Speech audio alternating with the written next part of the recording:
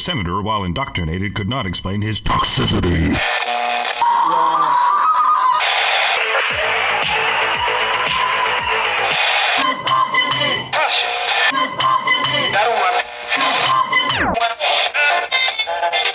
You should not listen to men's rights advocates if you want to know what they have to say.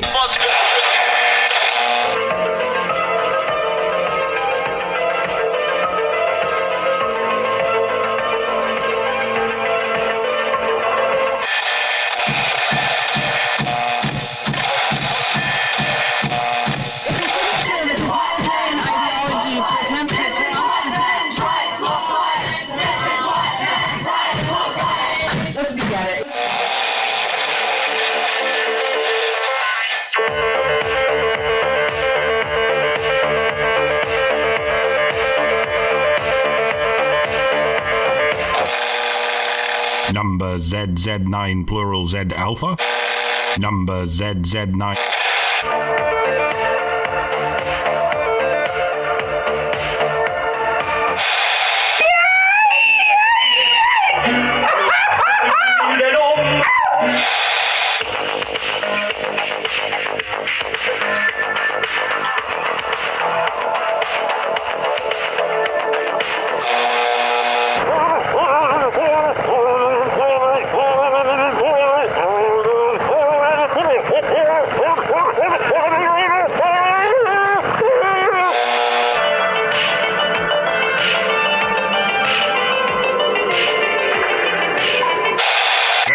I said I've never seen such hideousness in all my life.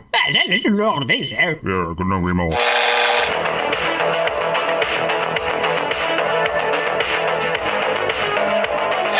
Like a furry torpedo to the jugular. This is Honey Badger Radio. Radio with Buddy.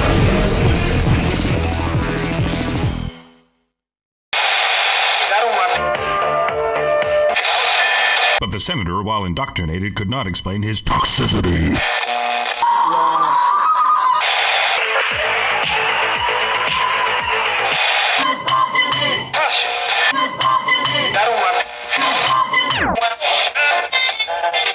You should not listen to men's rights advocates if you want to know what they have to say.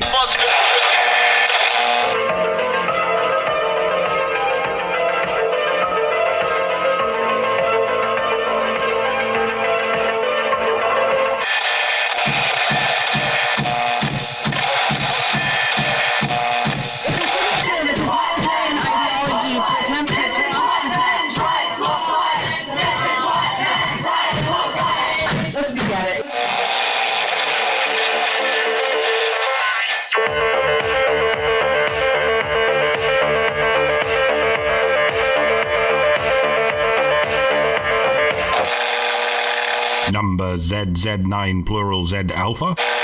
Number ZZ9.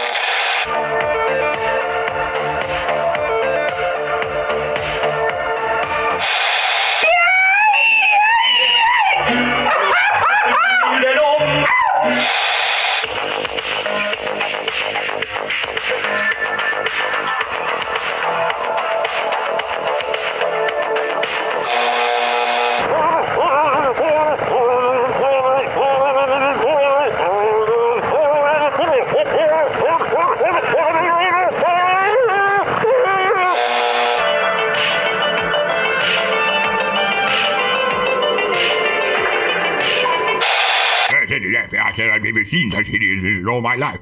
Listen to all this, Yeah, couldn't agree more.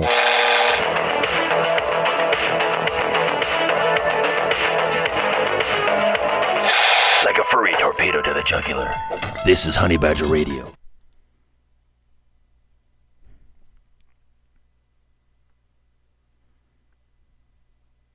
T-minus 15 seconds. Guidance is internal. 12, 11, 10, 9. Ignition sequence start. 6, 5, 4, 3, 2, 1.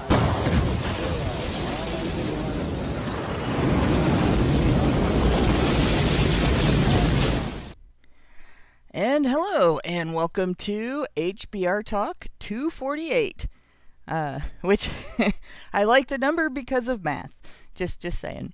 But welcome to HBR Talk 248, Feminists to U.S. Congress. Women's issues? You're doing it wrong. I'm Hannah Wallen here with Nonsense Annihilator, Lauren B., and the good Dr. Andy Mercam.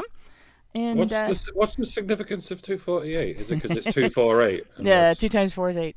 It just hit me Right. all of a sudden. I was like, hey, wait a minute. But yeah, my head does that with numbers all the time. Like I have enjoyed being a square and a prime number on birthdays and all kinds of stuff. You're like, hey, this is a prime number. I get to be prime for a year. I'm looking forward to episode 256 because that's in the powers of 2 times table, which is very significant to those of us who do animations and graphic design because that all works on the powers of 2 times table.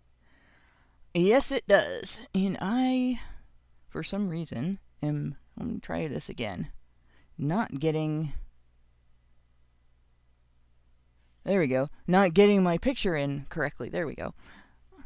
We had an empty spot there. But in any case, math aside, of course, you know what feminists will tell you. Like besides Barbie, math is hard. Math is hard. But yeah, they really would say that about this particular episode. You know, last week we only got 1 sentence into this article. This week, we're here once again to talk about feminists' claim that despite everything, men are somehow still not doing enough for the women's. And we'll have to see how far we get. But before we do that, we first got to do what we got to do. As always, Honey Badger Radio dishes out a smorgasbord of thought-provoking discussions. And as experiences both recent and long past have demonstrated, the provoked thoughts are fighting back.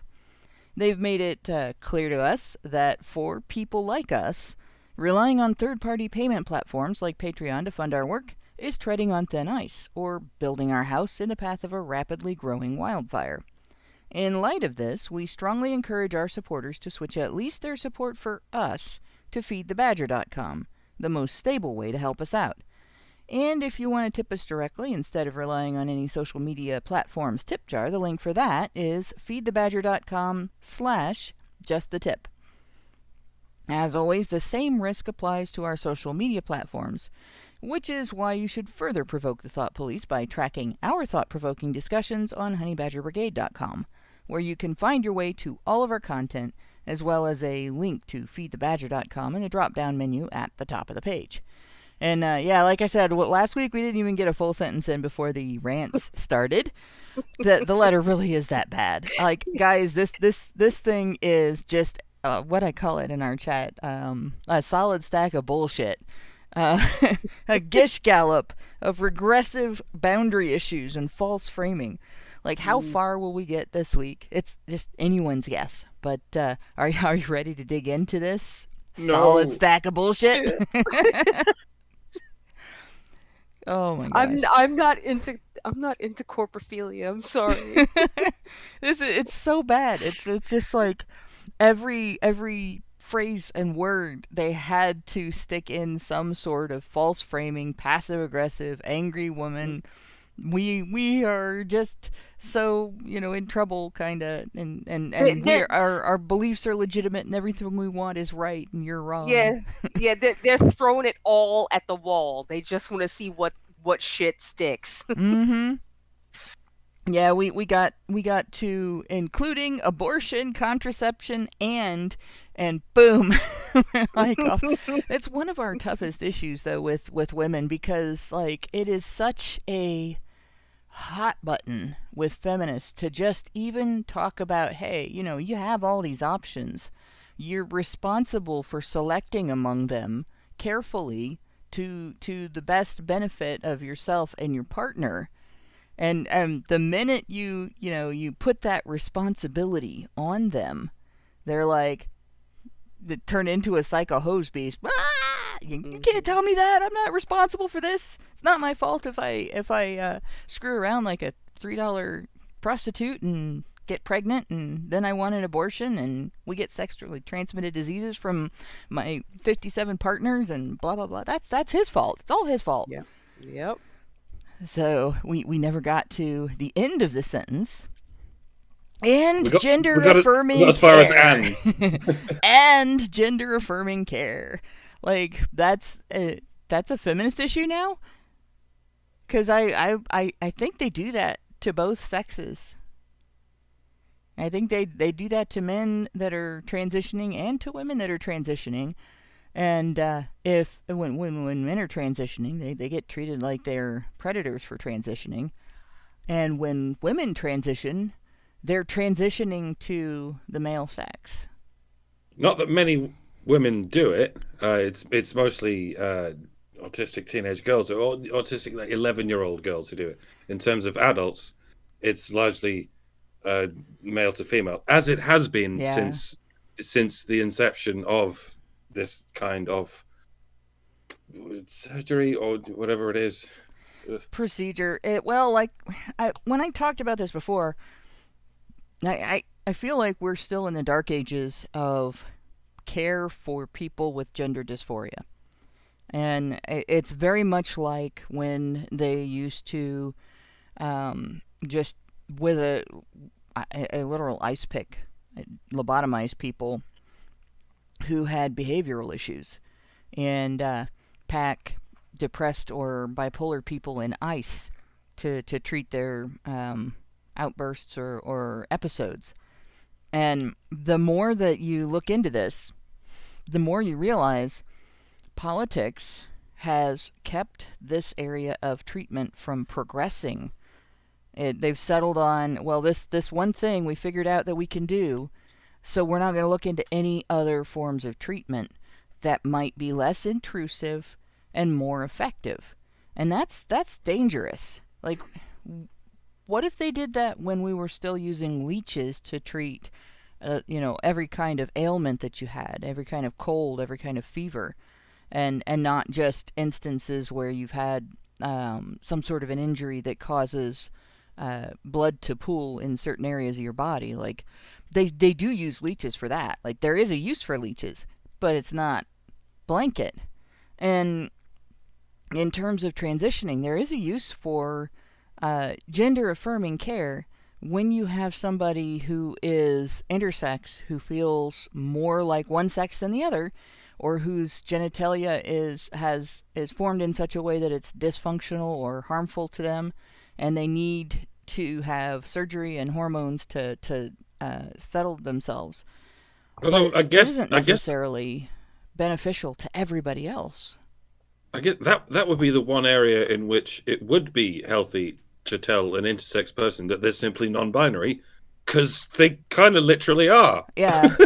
And then there are some people who are intersex who don't need surgery and there's been a tendency in the medical community to do the surgery in infancy, pick a sex for the person, and they really are assigned male or female at birth. And it's often to the detriment of the patient. The medical community is often wrong about which gender they pick for the person. So, on one hand, we have this huge movement now to, in my opinion, sterilize autistic girls. And on the other hand, we have a very tiny minority of people who might actually need this kind of care. Meanwhile, they're sterilizing narcissistic men. It all smacks a little bit of eugenics, doesn't it? Yes, it does. Yeah. It really does. And speaking of which, we got an article that we're going to go over on this topic for the after show. So this will be an interesting night. Yeah. I think it's just pretty self-evident at by now that, at every point in turn within the medical industry, it's just about profit. Mm-hmm. It's not about care. It's about selling a cure. They don't want to care for these people, because if they did, then they would tell them, hey, you're just fucking non-binary and you don't need to chop your bits off to prove it. But no, when there's money to be made, god damn it, they're gonna make it. I think the money, and they're selling a lifetime of maintenance. Like, Yes. It's not something you never stop with that. It Right. has to go on forever. Right. I think that the profit is certainly what allows it to happen on an institutional, dare I say, systemic basis. But there's a lot more to it than that. I think it starts with ideology. Yeah. Mm-hmm. And there's a combination of things. One thing we've learned in the last couple of years is that the medical profession has become incredibly corrupt. You really have to work hard to get a good set of professionals treating you, and even then they get harassed for it. And I've seen that with my doctor. Um, like I said before, when I had COVID, I was healthy as a horse, and I have to actually go to a special place to get my medication for that. And I've been recently re-exposed, and I'm healthy as a horse again, and could not go to my regular pharmacy to become healthy as a horse because my regular pharmacist would file a complaint, for me getting the medicine that I need. And you're definitely not going to get any worms in the near future. Yeah, no, I definitely no parasites, no nothing, just a single site. But yeah, I'm appalled because I have a lot of experience being guinea pig, and with the medical community. I'm like the lady that swallowed the fly, only with medicine. And my whole life has been a long string of, you got to take this or you're going to die. Oh, well, you didn't really need that. Or you got to take this or you're going to die. And it's correct, but it has terrible side effects and we're not going to tell you, or we don't know about them, or there's bad drug interactions with other things you also have to take. And so I've had, that's been bad. And what I've figured out over time is that there's still a significant amount to which our medical community is still whistling in the dark in a lot of things. And when they act like the end-all be-all of authority on everything, and unquestionable and things like that, you don't need a second opinion, I'm right about everything, blah, blah, blah. They're being very unscientific, and they're actually very arrogant.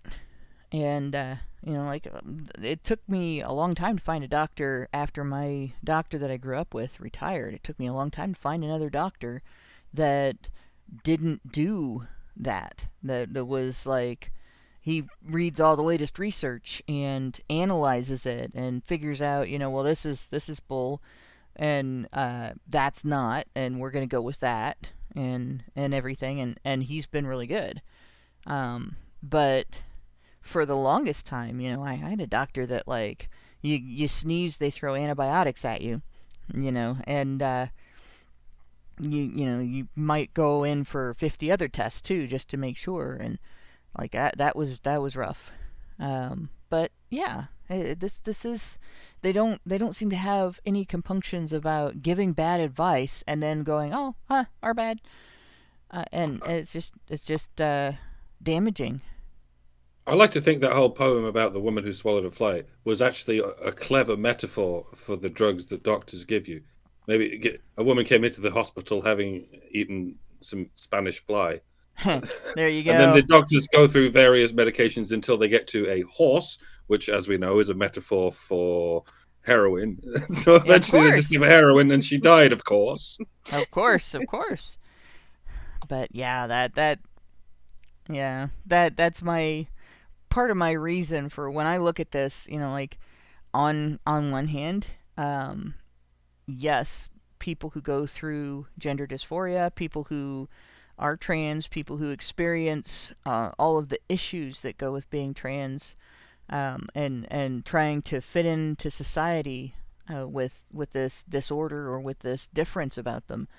A lot of times, these are some of the most courageous people, but at the same time, I think they're being done a terrible disservice, and I think the activists that are claiming to fight on their behalf, some are misguided, and some are malicious. I think the ones that are targeting autistic girls and little boys that grow up without fathers, they're malicious. So, but yeah, that's probably as far as we need to discuss the whole thing with gender affirming care. And I would say this is not a women's issue specifically, because this speaks to both sexes, and in truth, misandry affects both sexes of transitioners far more than anything remotely related to misogyny. Gynocentrism hurts women too. Can we say There that? we go. Yeah, I go beyond gynocentrism on this one. It's definitely when you look at articles that say 50% of women have stated that they've gone into the men's restroom at different times because the line was too long for the women's restroom, and then the first thing women complain about in regard to men who transition to women is that they're going to be able to go into the women's room, and that's predatory somehow. Like, that's not just gynocentrism. That's misandry. They're not afraid to go into a whole restroom full of men. But if one person that they view as a man comes into their restroom, that's dangerous. Because it's their place, right? Yep. It's their space, right? You cannot invade my space, but I'm allowed to invade yours, no matter the time, place, or situation. And you're just supposed to accept it. That's just the norm, guys. What do you mean? Exactly. And I mean, I can still remember in the 90s when female reporters sued to be able to get into the men's locker rooms and at sporting events and interview the men in the locker rooms like the male reporters did. And again, like, they're going into a space where men are vulnerable. They're in there showering, they're naked, like, then running around in towels and stuff. And yeah, that definitely is hypocritical. When women are suing to get into men's naked spaces, and then turning around and saying, but men can't come into a space where we are not naked in front of them because we have stalls. And, if you transition, but you come into the women's restroom, you're still a man. Like, that's kind of that's incredibly hypocritical. So, but the next sentence, Congress must also act to address health disparities and ensure access to care for survivors of sexual violence. Hang on, we missed some bits here, or at least I did miss some bits. Yeah. They said something along the lines of affirm that everyone deserves access to healthcare they need, free from violence and discrimination. We might be above that. I don't know. Oh, are we? I don't know where we are. Okay, so we are after the paragraphs after read the full letter below. We are down to number 1: protect health, reproductive freedom, and bodily autonomy. We got that far, and have read through the first sentence. With ongoing and relentless attacks against access to health care, Congress must act to protect the right to access to essential healthcare services, including abortion, contraception, and gender-affirming care. Congress must also act to address health disparities and ensure access to care for survivors of sexual violence. And we read some of this 2 weeks ago, earlier on in the letter, where they were talking about violence and everything. But it's funny to me that they do that, because you have them saying, we need access to health care without violence, and then they include abortion, which is violence. Abortion is a violent act. So, I don't know, was there something in the earlier part of the letter that you wanted to address?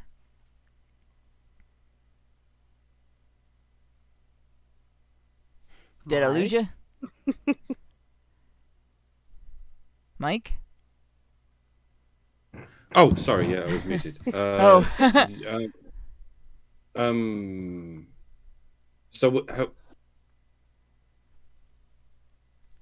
are we up to protect gender-affirming healthcare? Yes. Gender-affirming care. Yeah. Congress Contraception and gender-affirming care. Yeah. Yeah. If you hit Control F and type in. Congress should resist any efforts to replicate the harmful policies. Are we up to that bit yet? No. Oh, We're really? Right before defend abortion care.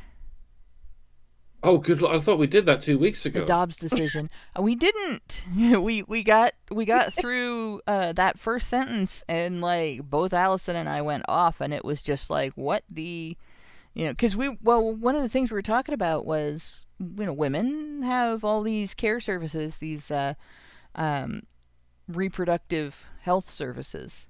What do men have?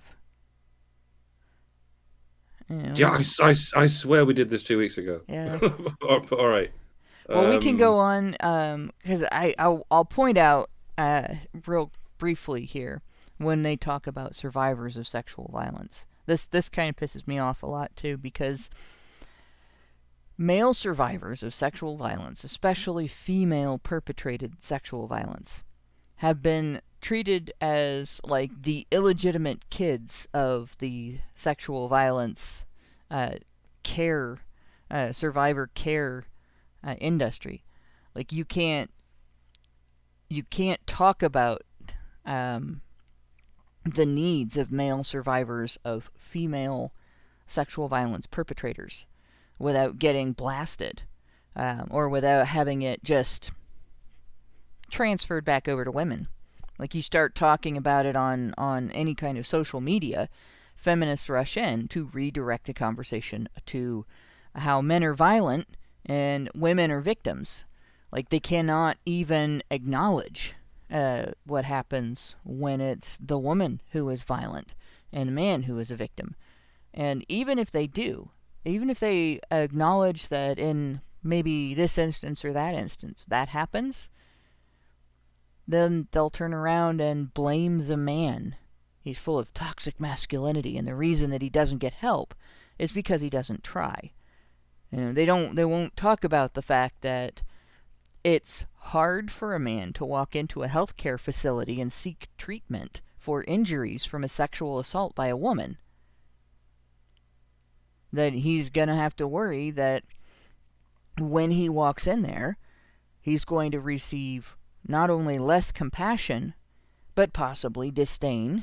He may be shamed. He may be treated like a wimp. If he goes to police may treat him like he must have done something. They're going to ask if he defended himself, and he's in a catch-22. If he didn't defend himself, he'll be treated like he must have been consenting. But if he did defend himself, well, then he's abusing a woman. So he's got everything stacked against him. But we hear all the time about how female victims don't get enough help and don't get enough resources. What are we doing for male victims? Pretending they don't exist. Yeah. Unless they identify as women. Unless they identify as women, yeah. So there we go. Now we have defend abortion care. The Dobbs decision, a legally unjustifiable opinion, which, how do they know? Like, they're not judges. Issued by a court that ignored nearly 50 years of precedent. Well, actually, it was one precedent. Further devastated access to abortion care. Devastated. It immediately wrenched the constitutionally protected right to abortion, which doesn't exist. It was the protected right to your doctor not having to tell anyone what they're doing. Right. It was the protected right to privacy. Medical privacy. Which, got sort of destroyed in the last couple of years.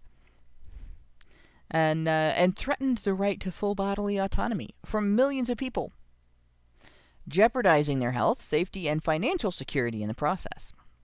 Access to abortion is especially essential to people with disabilities because for some, their pre-existing conditions mean carrying a pregnancy to term could put their own life in danger.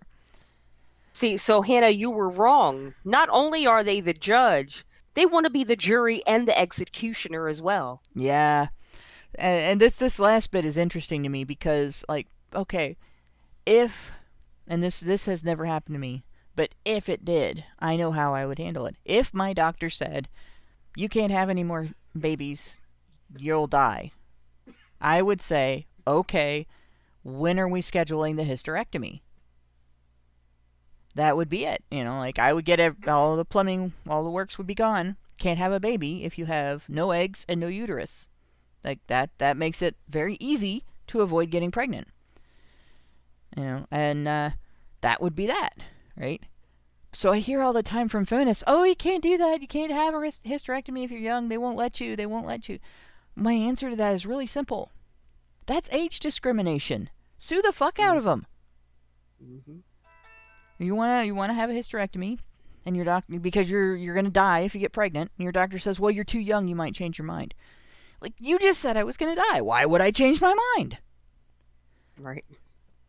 And if my doctor said to me, if you have a vasectomy, you're going to get immune system issues that could give you fibromyalgia and all sorts of other shit, I'd be like, has any doctor in history ever said that, even though it's true? They'd be like, no, this is a fiction that you've come up with, Mike. And I'd be like, oh shit, I'd best go ahead and get a vasectomy and let all them little sperms burrow themselves into my soft flesh. And And then I get all sorts of immune system issues and I'll fucking die. Yay. Can I have some Vagisil? And the doctor would go, what the fuck is that? I work for the NHS. I'm not allowed to discuss such things. Yeah. We don't even have that here, which surprises me because, you know, by now it should be available. And it makes me wonder if it's being kept out of the United States, and why that would be the case. Because, I mean, it's not like there's an industry, an entire highly profitable industry that creates a lot of jobs for feminists that relies on unplanned pregnancy being unavoidable. Just saying. But, yeah, and then this thing about, essential to people with disabilities. Like, having a disability isn't necessarily what makes carrying a pregnancy to term life-threatening. There are conditions that can cause that are nowhere near disabling. And my mom was told that when she was, I want to say early 20s, but it might have been late 20s. She was told, don't have another baby, you will die. And there was no question the doctor was going to do a hysterectomy for her.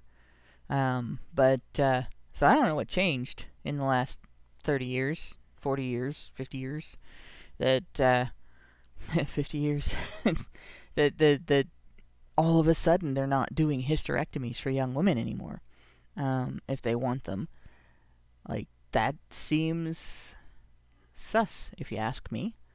Like, you could do it in the 70s, but you can't do it in 2023 when we have more access to medical care. It's almost as though, like I said, there's an entire industry that their profitability relies on a high incidence of unplanned pregnancy that just happens to be made inevitable by a condition. Gosh. Goes on, with multiple states implementing or proposing full abortion bans, and in some cases with criminal penalties for individuals who provide or facilitate abortion access. Those states that do allow abortion health care services are seeing their networks further strained by new and desperate patients seeking care from neighboring states.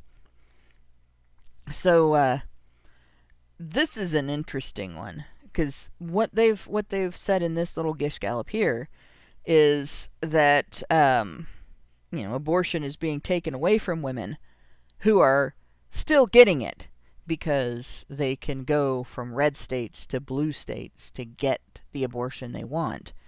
And what these people really want is to force abortion on communities that don't approve of it. They're all for democracy and a majority rule until democracy and majority rule don't go their way.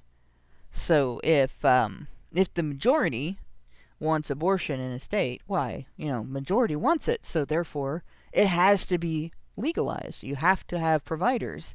It has to be paid for by the state with your tax dollars. But if you live in an area where the majority says, no, that's wrong, we don't want that here, get rid of it. It's an attack on democracy. Yes, it's an attack. It's an attack on democracy and women. It's an attack on women. And again, they are after your tax dollars for this. So, men, it's just one more thing you got to pay for that only women get to use. And here's the other thing.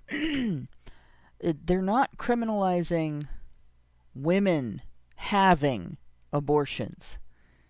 They're criminalizing abortion providers providing abortions. So the woman still can't get into trouble. Like if she can go to another state, she can go to a doctor in her area. Whatever happens, the women aren't experiencing any kind of persecution for it. But it's the women that are getting treated as victims, not the person who might go to jail or lose their license or whatever for this. And the principle is supposed to be do no harm. Mm-hmm. And that's a positive thing. Do no harm, not refrain from performing a medical intervention that could theoretically prevent the harm that would be done by nature if nature were left to take course. But killing a baby kind of does harm, and I know lots of people don't like me calling it killing a baby. I know one of the biggest arguments is it's not a human. And nobody really knows how to argue that point. Nobody. I do. No, well, everyone has their opinion as to when a non-human quote unquote clump of cells becomes a human clump of cells. But in any case, if a doctor does nothing, then they are literally doing no harm, right? If a doctor does something, then they might be doing harm to either the mother or the child, or possibly both. A lot of abortions very much do harm to both. Right? Yeah, actually. And people don't think about we know that there's not a lot of physical side effects that are reported from abortion. People don't think about the psychological side effects. And it's the same side effects that you would get from a miscarriage. And there are physical side effects from a miscarriage as well. And what happens is your chemistry changes with pregnancy, and then it suddenly goes back because you aren't pregnant anymore. That is actually really rough on the body. And of course, we're not allowed to talk about that in terms of the abortion controversy because, abortion is profitable. But in terms of the baby, it's really easy to understand, and I'll go over this as briefly as I can, but it's really easy to understand what we're dealing with if you don't politicize its existence, right? We have scientific standards for determining what something is. Either it's a living thing, like a non-living inorganic thing, or a dead organic thing. And we know that during conception and gestation, it's not non-organic, it's not inorganic, so it's not non-living, and it's not dead, so it has to be a living thing. By process of elimination, it's a living thing, right? And we know that after conception, it's an organism. It meets all of the criteria for a living organism, right down to it even has a gas exchange that represents respiration. It changes it grows, it affects its own environment, it produces chemical changes that affect its environment. It has an actual chemical relationship with the mother. And as far as whether or not it's human is determined by your genetics. If you're not human, you are some other species if you're a living organism. So it's definitely, having human DNA, a human. So we are dealing with a living human organism when we talk about abortion. And there is no honest way to discuss abortion without acknowledging that.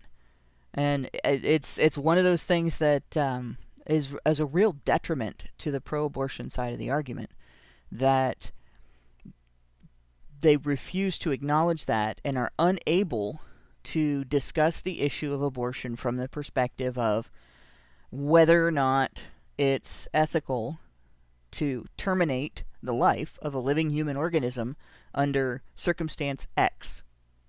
Because if they could do that, they could hash out under which circumstance, which circumstances make it ethical, to go ahead and have an abortion, and which circumstances do you have ethical questions in, and which circumstances do you say, hey, maybe this is a bad thing for women, maybe this is a bad thing for doctors, and we know it's a bad thing for the baby, right?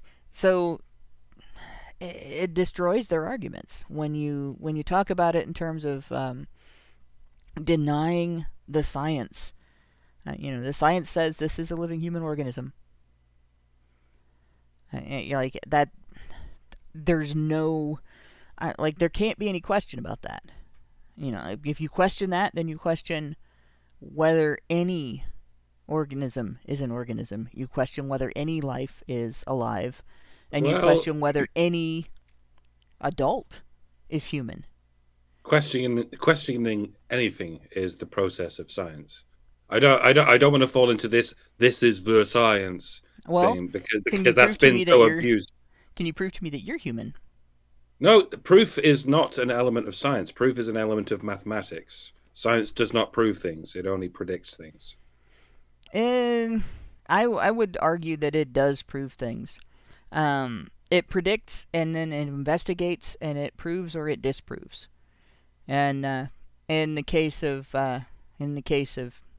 gestating humans, it cannot disprove the humanity of a gestating human, because the facts are there. So that failure to disprove in scientific investigation is very often taken as proof. In terms of the clump of cells argument, there's another thing to be said there. If it was not a living human organism, we would have to do things to it to cause it to, as it develops, to become human. We would have to change it in some way or another to make arms and legs and a brain and stuff grow. But it has the programming, the correct programming, that every single time what we get is a human. Even when we get a human that has a birth injury or a genetic injury, we still get a human, not some other species. So it's pretty obvious that, discussing abortion in terms of, well, this isn't human, it becomes human, I reject that completely. I guess, to play devil's advocate, and I really am just playing here. Yeah, I know. Cancer cells are human cells. And I'm not saying babies are cancer. I'm not saying babies are parasites. I'm just saying human cancer cells are human cells. Oh, I've addressed that argument. They're no other species. They're not dog cells. They're not mushroom cells. They are human cells. And they are alive. And they are essentially the same species as the human that accidentally produced them. But they're an offshoot of it with a slightly different pattern of genetics, and yet we're perfectly fine with killing those. And I already hate myself for saying this, because I'm already hearing all my own arguments against it. I know. And I've had this argument from feminists. So here we go. And this is like lots of feminists actually have attempted to use cancer as an example of a distinct living human organism that's acceptable to kill. But the big problem is cancer isn't a distinct living human organism. It is an overzealously reproducing bad copy of the individual's same organ tissue. Whereas a baby is a combination of the mother's DNA and the father's DNA in a new organism that is gestating inside the mother. So the product of human conception is distinct from the mother because half of his or her genetic material comes from the father. Whereas cancer, it's got a man's DNA in it. Well, that settles it. That's why we can that's why we can kill babies, but not cancer. So essentially, that differentiates baby from cancer very significantly. Cancer is often a result of corruption of your own DNA by a virus. Like throat cancer and several other types of cancer are caused by corruption of your own DNA by HPV. But it is still your own. It's not a foreign entity that like moved into your body and started growing, and it wasn't necessarily created by your body. It's an adverse medical condition. So where pregnancy is a bodily function playing out, it's actually something that your body does on purpose as part of your normal life cycle. Cancer is something that happens to you that is not part of your normal life cycle. It's not a condition of health. It's a condition of unhealth. So it's truly not. It's a good try when they do. It's a very good try at being clever, but it's not a good argument. It's very much like there's other ones that they use. There's the personhood argument, which is different from the humanity argument. The personhood argument argues that the fetus cannot be considered a legal entity because it doesn't have personhood yet. And actually, under U.S. law, the statute that governs personhood specifically states that it isn't intended to deny personhood to babies that haven't been born yet. So it doesn't. It says nothing in this section shall be construed to affirm, deny, expand, or contract any legal status or legal right applicable to any member of the species Homo sapiens at any point prior to being born alive as defined in this section.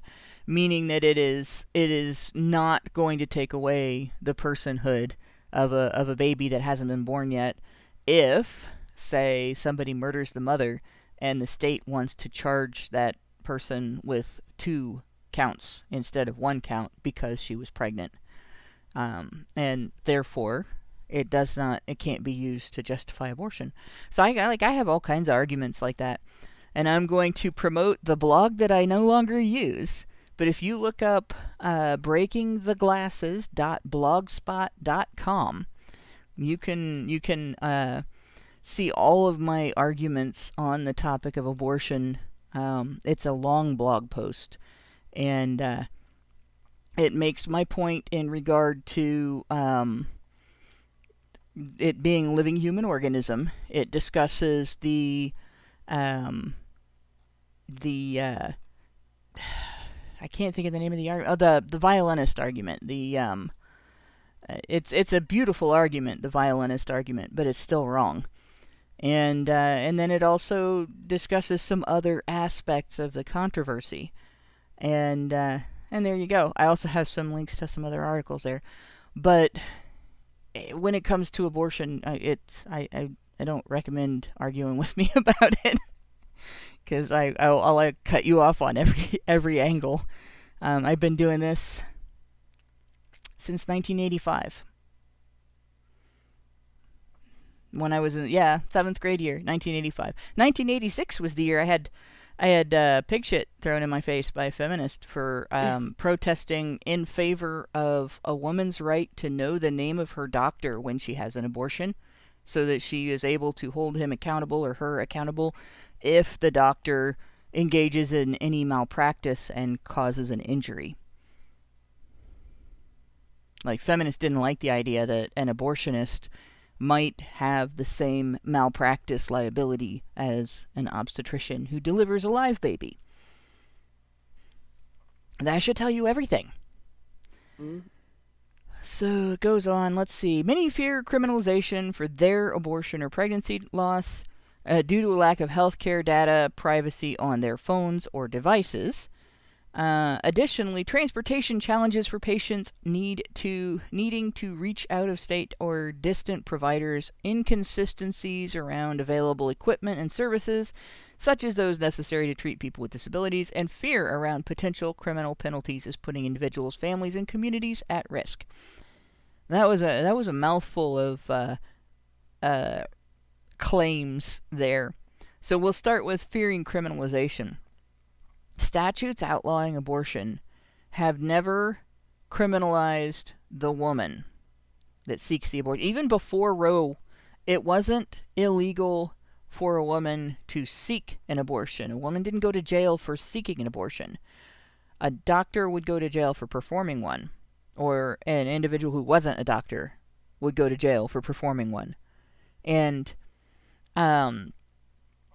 this is like, if you look at old laws on abortion, for the most part, they carried exceptions for instances where the woman was in danger from the pregnancy, and in some states, those exceptions were pretty broad, pun intended. So, in some places, they were so broad, in fact, that emotional distress was enough to justify an abortion. So when we hear about Roe v. Wade being the only way that women ever had access to abortion, it's not true. There were actually thousands of abortions performed in the United States annually before Roe, and as we began to approach Roe, documentation of abortion increased, and there were hundreds of thousands of abortions done that were known about just in the few years prior to Roe versus Wade. It's a lot of what you hear from feminists about abortion access is just grade A bullshit. It's just absolute bullshit. We already talked about the gender affirming care thing, so they're repeating themselves here. We had abortion, gender-affirming care, abortion, and now we got gender-affirming care again. In a similar vein, healthcare providers seeking to provide the standard care for their transgender patients are being targeted both through legislation and through threats of violence. Despite the clear consensus among medical professionals that gender-affirming care is not only safe but necessary for transgender people, political opponents are pushing legislative bans, and others are harassing and threatening individual and institutional providers for this care. So that's not true either. There are efforts at preventing this type of medical procedure from being imposed on children, and there are efforts at regulating it so that it is not done without proper counseling and consideration. But they're not banning it. Like, if an adult is seeking gender-affirming care and they go to the doctor, there's not a law that says the doctor can't give them that care. But there's no real difference between adults and children. Come on now, Hannah. Yes, I know lots of adults that could easily be convinced that a man in a red suit, a fat man in a red suit, will fit down their chimney, goes down the chimneys of homes that don't have chimneys, and visits every home in the entire world all on the same night, once every year. A fat man in a red suit? Well, this is clearly Satanism. Yes. and brings them presents. And he carries presents for everyone in every house in one bag that he keeps in a flying sleigh, with animals pulling it that are not known to normally fly. But yeah, there's no difference. Oh, by the way, the fairy that comes and takes your teeth at night has been bothering me lately. But damn pixie, you need to stay away from me. You'd think Marxists would be fully in favor of a man who magically gives everyone shit for nothing. But ironically, they appear to be like, no, this is fucking capitalism too. Yeah, very much so. Yeah, you have to earn it. You have to be good. Well, socialists make the best capitalists. Just look at Hassan Piker. True. Just look at all of them. Yeah. It's like the theory doesn't quite match the practice. Yes. What does it mean when you call someone a piker? Isn't that an insult? Pikey is a derogatory term for gypsy in Britain. Oh, that's not nice. Yeah, that's not what I'm thinking of though. I don't even remember where I heard it, but I remember hearing the term piker thrown at somebody as an insult. It would make sense given Hassan Piker's existence. Yeah. He's enough of a tool. I think that counts. Yeah, there we go. So it goes on. Congress should resist any effort to replicate the harmful policies of being pushed in a number of states, and affirm that everyone deserves access to the health care they need, free from violence and discrimination. Okay, there's your violence and discrimination. If we're talking violence, then sorry, but genital mutilation is violence. Yeah. It's just about the sickest form of violence, is it not? Even if you've agreed to have it done to you as an adult, it's still violence. There's no such thing as non-violent mutilation, especially not genital mutilation. You can agree to being punched in the face. That's what boxing is. That's what MMA is, and so on. And okay, starting a bar fight is too. And it's consensual violence, but it's still violence. At that point, we can start arguing about how consensual it can possibly be. An adult should not be punching a child in the face, even if the child consents to it. Even if the child can somehow meaningfully consent to it. And again, this isn't a comparison in the wrong direction. A punch in the face is nothing compared with irreversible genital mutilation. But as for discrimination, yeah, you got me there. There's no discrimination when it comes to state-sponsored genital mutilation. It is performed indiscriminately to anyone of any age. Even a 1-year-old toddler could crawl into one of these clinics and wave their junk around while crying, and they'd go, "Oh well, that's good enough for me."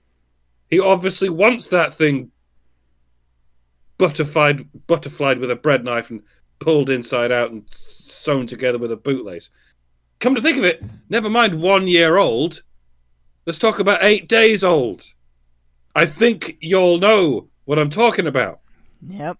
I'm talking about something that's only performed on males. Therein, I suppose there is indeed some discrimination going on there. But you ladies appear to be barking up the wrong tree when it comes to that. And when it comes to violence, because that's kind of violence too. And definitely not of the consensual kind. And it's so abnormal. Like, the rest of the world doesn't do this as routinely as we do it here in the United States. And it's so routine here in the United States that when you have a baby boy and you decide you don't want to have that done, they treat you like there's something wrong with you. That, like, I literally had to sign a refusal form. And I've talked about this before. I get pissed off every time I talk about this too. So I had a C-section. I had a very traumatic birth, and I was exhausted afterwards, and I had been sewn up, so they drugged me because the pain. Like, they cut through all of the layers of your abdomen and your uterus to get the baby out in a C-section. And it's you basically, your whole abdomen's cut open. And yeah, they of course they drugged me. What else are they gonna do? But that's when that's when the nurse brings me the form. And the form had, at the top of the form, you could consent to the circumcision. At the bottom of the form, you refused the circumcision. And the language was very clear.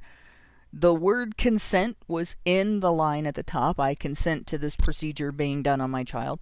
On the bottom, it was, I refuse this procedure on behalf of my child. She points to the line to sign for consent and says, sign here to refuse the procedure. I was just like, I took the paper and I'm reading it, and she's like, I showed you where to sign. And I'm like, and I'm reading it, and it's all, blurry. I'm bleary-eyed, and it took me 2 or 3 times, and I realized she pointed to the wrong line, and I signed to the correct line. And she snatched the paper out of my hand and, sort of stormed out of the room, and, I hear from out in the hallway, it didn't work. And I'm just like, are you kidding me? That was on purpose. Like, she literally was going to try to trick me into signing the wrong spot. And then tell me later that I changed my mind after the birth, and I just didn't remember. And again, you can put this down to profit, because there is some profit to be made from the harvesting of baby foreskins. Yeah. But it's the amount of profit you get from one baby foreskin is not that much compared with the ideological profit you get from whatever it is that compels these almost always female nurses to feel the need to do this. And one has to assume they're not doing it for profit reasons, because it's not as if the nurses get any profit from this. No. I mean, maybe they're under orders from high to harvest these baby penises, but I think the reason that they're okay with it is because they are ideologically possessed to do it. And I can't begin to imagine what I can begin to imagine. It's because they just prefer dicks like that. They really gave me the hard sell on this. Not even on a personal basis. They want all these dicks to be done like that because it's like Komodo dragons. They don't bite the leg of the organism they intend to eat. They just go around biting as many legs as possible, and it works on an evolutionary level because as long as every Komodo dragon is biting as many legs as possible, some other Komodo dragon will come along a few days later when it's become so septic that they just die from it, and then some other Komodo dragon can eat it. And it works on the same basis. As long as there's as many nurses as possible removing all of these baby foreskins as possible, we're going to end up with as many dicks as possible looking slightly more aesthetically pleasing than the ones we don't like. And yeah, I have no qualms whatsoever comparing these sick fuckers with reptiles from fucking hundreds of thousands of years ago. Because how do you chalk this up to anything but the fucking reptile brain? We just want to mutilate baby penises. We don't give a shit about the screaming we can hear from the other room, because some other women somewhere down the line will be more pleased with how those dicks look. I can't even I fucking hate that. I don't want to live on this planet anymore. Bye. Yeah, it's we're not ready to be able to leave yet. We don't have the equipment and stuff, so we're just gonna have to fix it.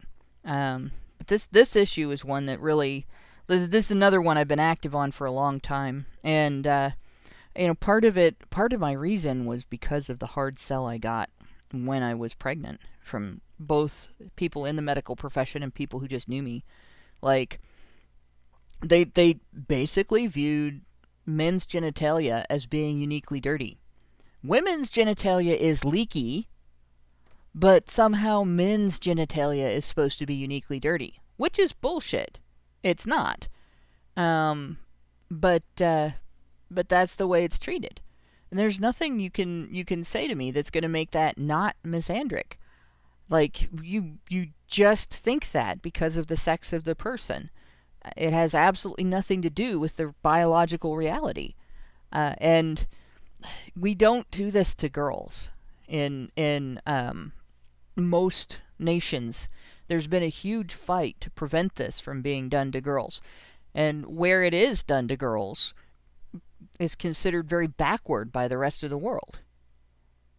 But we routinely do this to boys. And there's not even a good reason for it. There's no valid medical reason for this procedure to be done routinely on infants. There are valid medical reasons that occasionally occur later in life for suggesting it. And then there are times where it's an option. But there are other valid medical practices that should be tried first. And so this is probably the biggest example of misandry in our society, that we are willing to cause severe brain-altering pain to baby boys at birth. And there's plenty of research, and I'm going to promote my blog again. This was twice in one show. Like, I almost never do this. But, again, breakingtheglasses.blogspot.com, if you look in the right-hand column where you see on the topic of abortion, there's also intactivist links. And I believe I put that before. I might have those two mixed up in their position on the side of the blog. But it gives you links to all kinds of information on the topic of intactivism and the various.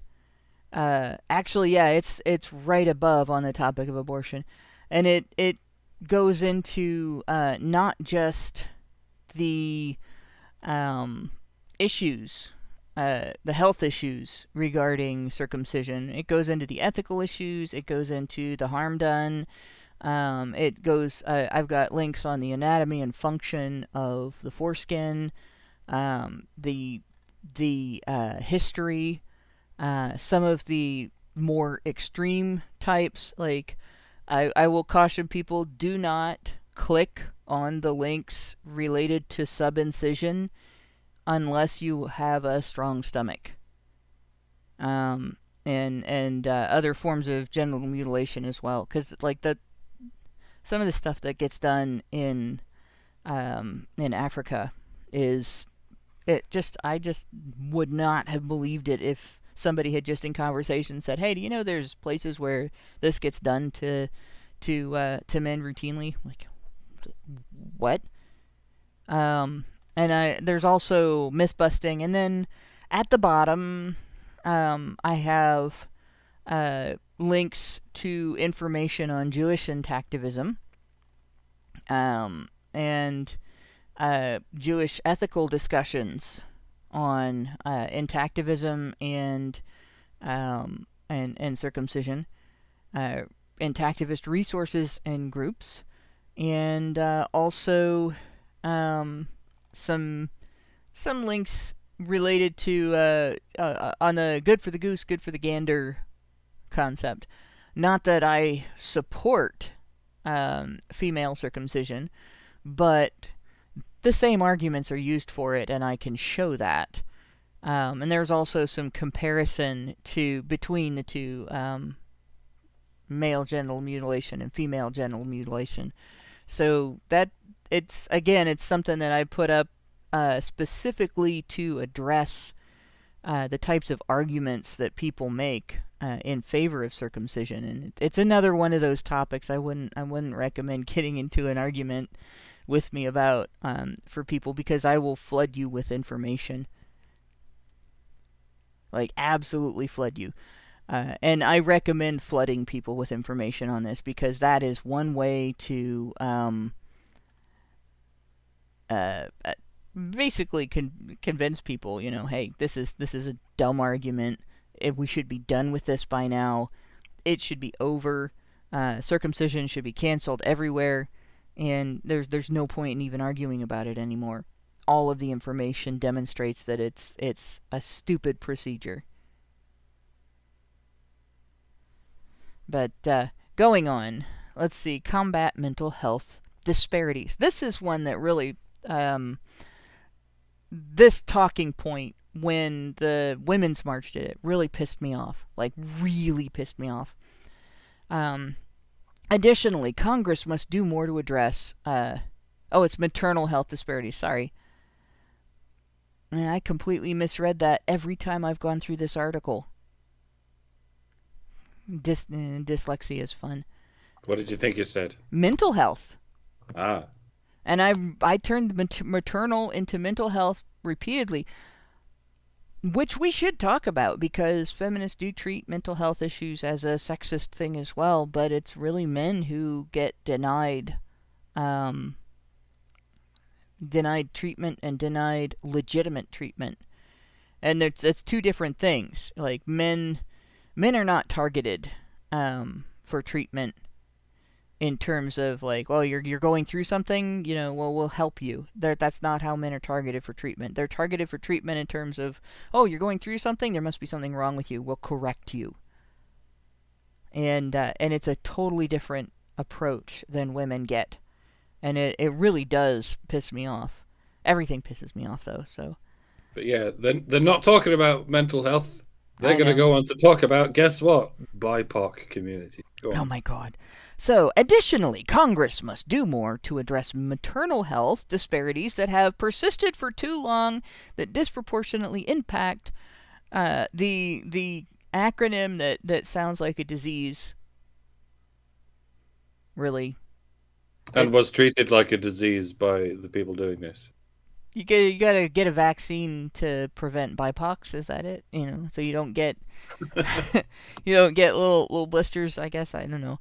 I hate that acronym because it really does. It does sound like a disease. It does not sound like we're talking about human beings with issues that they need to have addressed. And I would not want somebody to refer to me as a BIPOC person. And yet people refer to us as MRAs, which is one letter short of mRNA. Many people have made that Freudian slip, and yet it's weird. Some acronyms are made up to make things sound better, and some are made up to make them sound worse. Yeah. And it just works as long as you already agree with the conclusion made by whoever came up with a fucking acronym. Yeah, it is. I like the MHRA acronym for us, Men's Human Rights Activists, but it doesn't get used as much. And I think it's important just because what we're talking about is bringing men to the human rights discussion table. That when we discuss human rights, we often discuss them as if we are only talking about women, and we aren't really considering applying the standards that we settle on for human rights, for applying human rights. We aren't talking about applying those standards to men equally. And women's rights are human's rights. Trans rights are human's rights. Men's rights. Yeah, we aren't allowed to say that. It's a hate group. It's a hate group. How dare you? How dare you? Yeah, no, we're not even allowed to call men's rights human rights. And the minute we do, we get treated like we are denying that women's rights are also human rights. And the thing is, men are human. They're as human as everybody else. So it's obvious that when we're talking about human rights, we should be talking about both sexes. But yeah, we don't get that. We're not allowed to have that. So I don't know. I'm getting that's okay. So I'm not even gonna type an answer to this. I'm just gonna answer this real. My response in the chat to Vidcon QL, who brought up the human and personhood argument. The personhood argument is a legal argument. It is not a moral argument. It is strictly a legal argument. And when feminists bring up the personhood argument, they bring it up as a legal argument. That does not mean that abortion is all right with me when it is legal. The argument is over abortion laws. In my opinion, abortion should be discouraged. And the way to discourage it is to educate young women to the degree that they know 100% they are making a moral choice and an ethical choice. Like they're facing an ethical conundrum. That actually requires going beyond discussing the legal concept of personhood. As a concept of ethics and morality, it's not even relevant to the discussion. It's personhood is a red herring in an ethical discussion. And the reason that it's a red herring in an ethical discussion is that you can use any condition experienced by human beings to deny personhood.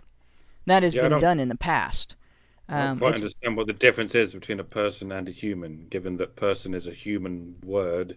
How can it be applied to anything but a human? Well, and that's just it. We have a history in the human race of using personhood very deceptively. So, for instance, when one group of people wants to enslave another group of people, they might determine that that other group of people is, little less possessed of personhood. When they want to murder an entire ethnic group or political group, the first thing they do is attack that group's personhood. Or humanity. Well, specifically, these are not people. They might be human beings, but they're not people. They'll differentiate. They specifically attack the personhood. When they want to sterilize people on the basis of disability, that they attack the personhood. They never develop fully into people, and they don't get to make their own decisions. When we want to euthanize, we attack the personhood. So this has been a history of human self-deception in regard to the personhood of other human beings. So there is no real personhood argument in terms of ethics. The only place for a personhood argument in the abortion discussion is in discussing whether or not the human life that is under discussion is entitled to equal protection under the law of its right to life. And that would be if you determine legally that it is a non-person, then it can't have legal protection. And that's what they're trying to do. That's where that argument comes from. It does not come from a moral argument at all. It is strictly a legal argument. And it's linguistic sleight of hand, like I said, so. The difference between a person and a human. You could say a person is different from an animal in the same way you could say a human is different from an animal, but no one ever describes animals as people, except in some rather pedantic way, which I'm sure I've done as well. But it still doesn't present any difference between a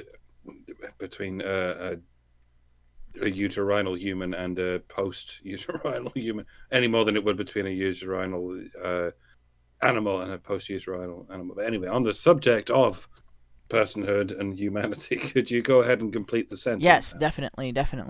But that just was a bit of a distraction that I had to address because it was going to continue going on until I addressed it, and it's just one of those things. The abortion argument is very convoluted, and a lot of it, the same thing. Women do the same thing with birth control and other sexual issues. They will use, I guess, linguistic chicanery is the best way to put it, to avoid discussing the issue in honest and stark terms. Because if you just discuss the issue in honest and stark terms, you come to a very different conclusion, and it really doesn't make women look good at all. So let's see, we were at Congress must do more to address maternal health disparities that have persisted for too long that disproportionately affect the... Oh, gosh. I don't remember what the... Black, wording. indigenous, and people of color. Yeah, like, they could just say minorities. Communities that due to systemic inequality and racism. Okay, roughly translated, we're trying to kill as many black babies as possible. So don't you dare get in our way in our pursuit of this, or you're a racist. Yep. And no, this is not an exaggerated translation. It was the very impetus behind Planned Parenthood from its inception. It's funny that you get this talk from both sides of the aisle about this great replacement thing, and it concerns the degree to which mass immigration is deliberate. And I think it's largely one of those things that's not necessarily deliberate. It's more likely just a case of gross neglect. It's not something being made to happen. It's just something that a great deal of people don't care if it happens, so they don't do anything to stop it. But it's barely beyond controversy that Planned Parenthood is and always was a deliberate attempt to kill black babies. So not only is Planned Parenthood a euphemism, even Great Replacement would be a euphemism in this case. What it is in the case of Planned Parenthood is planned genocide. Again, this is where we live now. War is peace, freedom is slavery. Killing black people is protecting black people. Like, language was a mistake, folks. Let's just get rid of it. Let's return to Monkey and live in the trees. If you think that's a racist thing to say, you're the racist. If we had some form of telepathic or even worse, teleempathic communication, what would end up happening with this mind virus that has people thinking this way, it would be terrible. Can you imagine trying to have a conversation with someone where your thoughts transfer back and forth without language, and they think this way? That it's racism to not kill black babies. It would break your head. It would break your brain to have somebody inject those thoughts. It's better it's better if you can hear the language and then tear it apart and say, no, wait a minute, this is what you've just said, and I disagree. But I don't know. It's awful kind of either way. It's ironic that we talk of things like telepathy, where arguably the closest we've ever got to telepathy is language. Its earliest form of language, which is vocalized language. You can make sounds with your mouth that someone many meters away can hear, and they can literally interpret what's going on in your mind because of those mouth noises that you were making. And that in itself feels like a miracle. It's one of the miracles that makes us human, that makes us so different from almost any other animal. Even though chimps can make noises that mean snake and what have you, it's nothing like as complex as what human beings can do with these mouth noises. But like I said, it's ironic because that's not as empathic as the language we used before we had these mouth noises, because we were able to communicate like any other animal, and to some degree even plants, able to communicate using something other than mouth noises.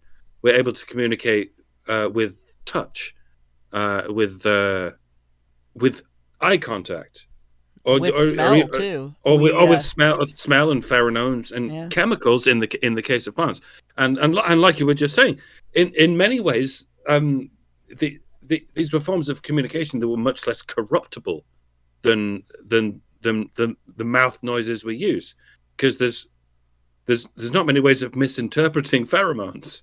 I guess there are. I guess there's you could get it from the wrong direction. You could get it from a different organism or something. But still, it's like I say, life existed on this planet for 4 billion years using these old school forms of communication. Yeah. And despite how well we've done for the last, I want to say 100,000 years using these mouth noises, it's served us well up to a point, but we just don't have these fail safes in place to prevent things from getting utterly miscommunicated. And I guess written language hasn't helped, even though you think it would, because it makes it even more easy to codify these mistakes, these semi-deliberate mistakes, and these fully deliberate mistakes that we're able to make. Well, what we've got is not necessarily take mistakes. Like, language allows for false framing, and false framing is not a mistake. Most of the time, it's deliberate, even if it's not necessarily overtly conscious. Like, people will fool themselves into thinking about a thing a certain way, and then they'll use framing to describe it that way to other people, and it allows the individual to preserve in themselves a dysfunctional thought pattern. So, for instance, if you look at the fat acceptance movement, like, there's good and bad in it. The good in it is, if you want to support somebody in improving their health, sitting around and telling them, well, you're too fat, it makes you, shameful and dirty and ugly and all blah blah blah blah, that doesn't help. Like, that's not supportive. It's just critical. Whereas if you encourage, hey, you're looking good, I can see some effects happening, you've definitely slimmed down, or you're this is happening or that's happening, or I'll go to the gym with you, or let's have dinner together, I found this new really healthy recipe, let's try it, and things like that, where you're actually being supportive, that's helpful. But what the fat acceptance movement has done is turn around and say, I'm not having a heart attack right now, therefore I'm healthy. So being fat, you can still be healthy and fat. There's nothing unhealthy about being fat. And it's a series of irrational steps. No, you're not having a heart attack right now. You're building the conditions for a heart attack in a few years that wouldn't necessarily happen if you lost the weight now. And it may be different from you than somebody who is more prone to a heart attack, but you're still more prone to a heart attack than you would be if you lost the weight. And that's false framing. False framing is when pedophiles use the word affection as a euphemism for kitty diddling, right? And or when pedophiles use pedophile as a euphemism for nonce. They mean the same thing, honestly.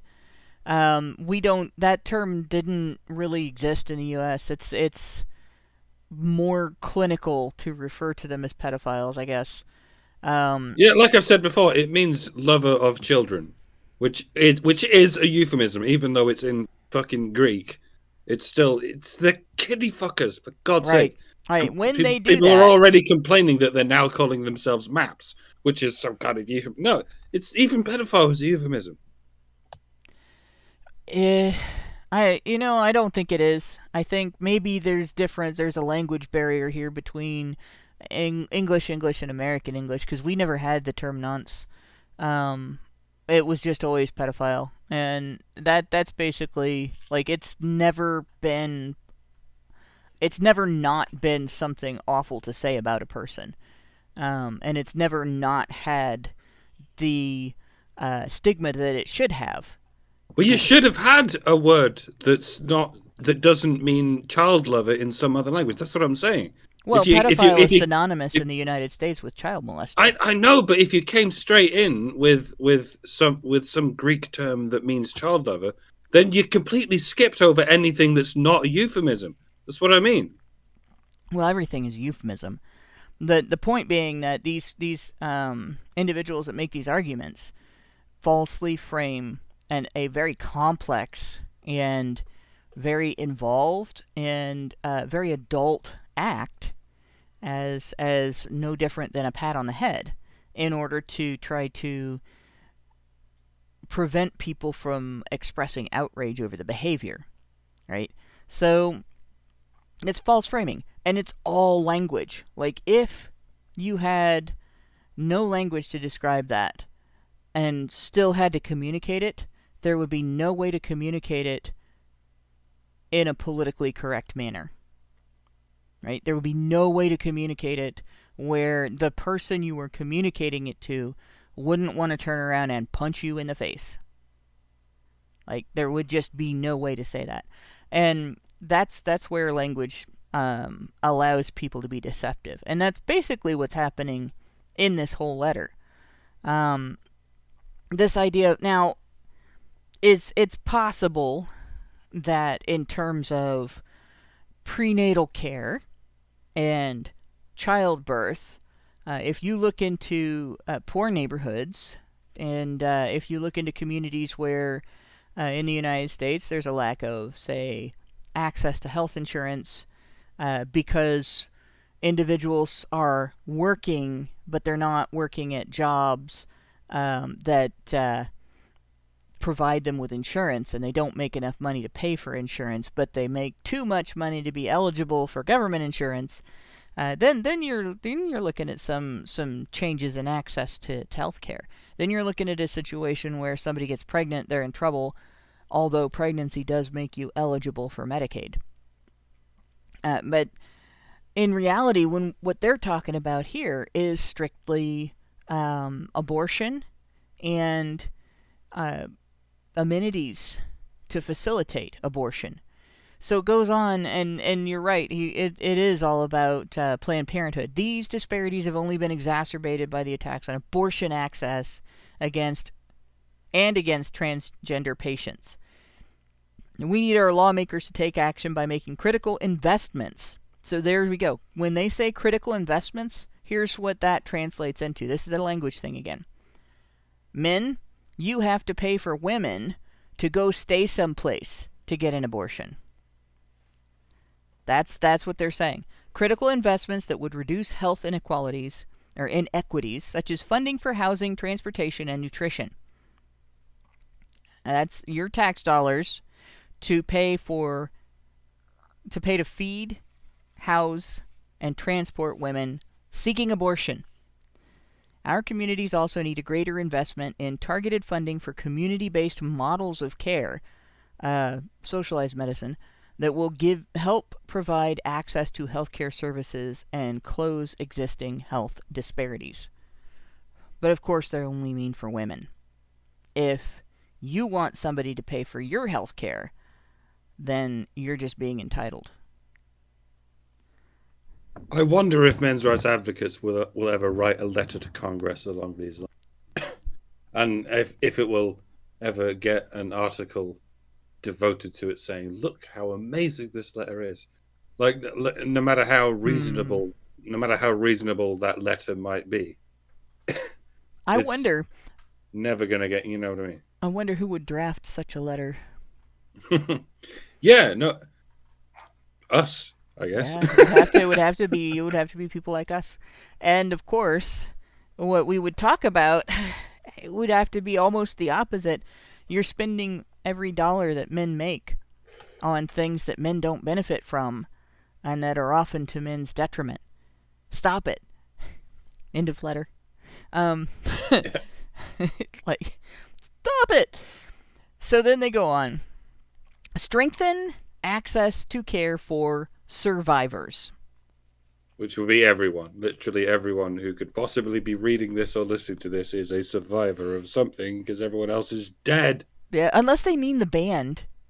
Just the band, Survivor. They are the only ones. People who are members of the band Survivor deserve access to care. Everyone else can go fuck themselves. It's the thrill of the fight. That's right. Rising up to the challenge of our rivals. Had to be that song. Oh gosh, when I was in junior high, I made up a dance to that song. It was That song's horrible. awesome, by the way. That's not even a guilty the pleasure. song was great. The dance was embarrassing. That song legitimately fucking slaps. It's one of the best songs ever. It is. Fight.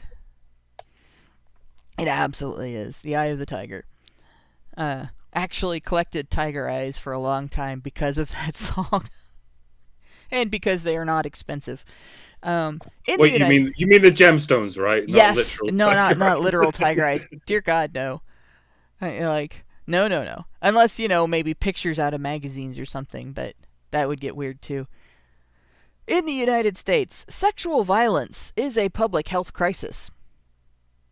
So there we go. Only survivors of sexual assault. So like that time that I almost killed myself with a power line and I got knocked out of a tree by a jolt of electricity that arced out and shocked me, and I survived, that doesn't count.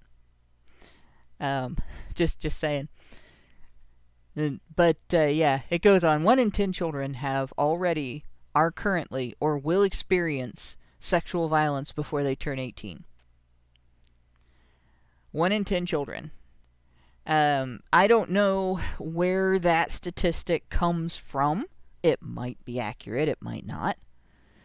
But it's interesting because the same facet of the political spectrum that is promoting this idea about access to care for survivors also promotes the idea that we should do nothing to people who express an interest in perpetrating against children. Like, how can you be so two-faced? Like, what are they including as sexual violence? I would return to my earlier point.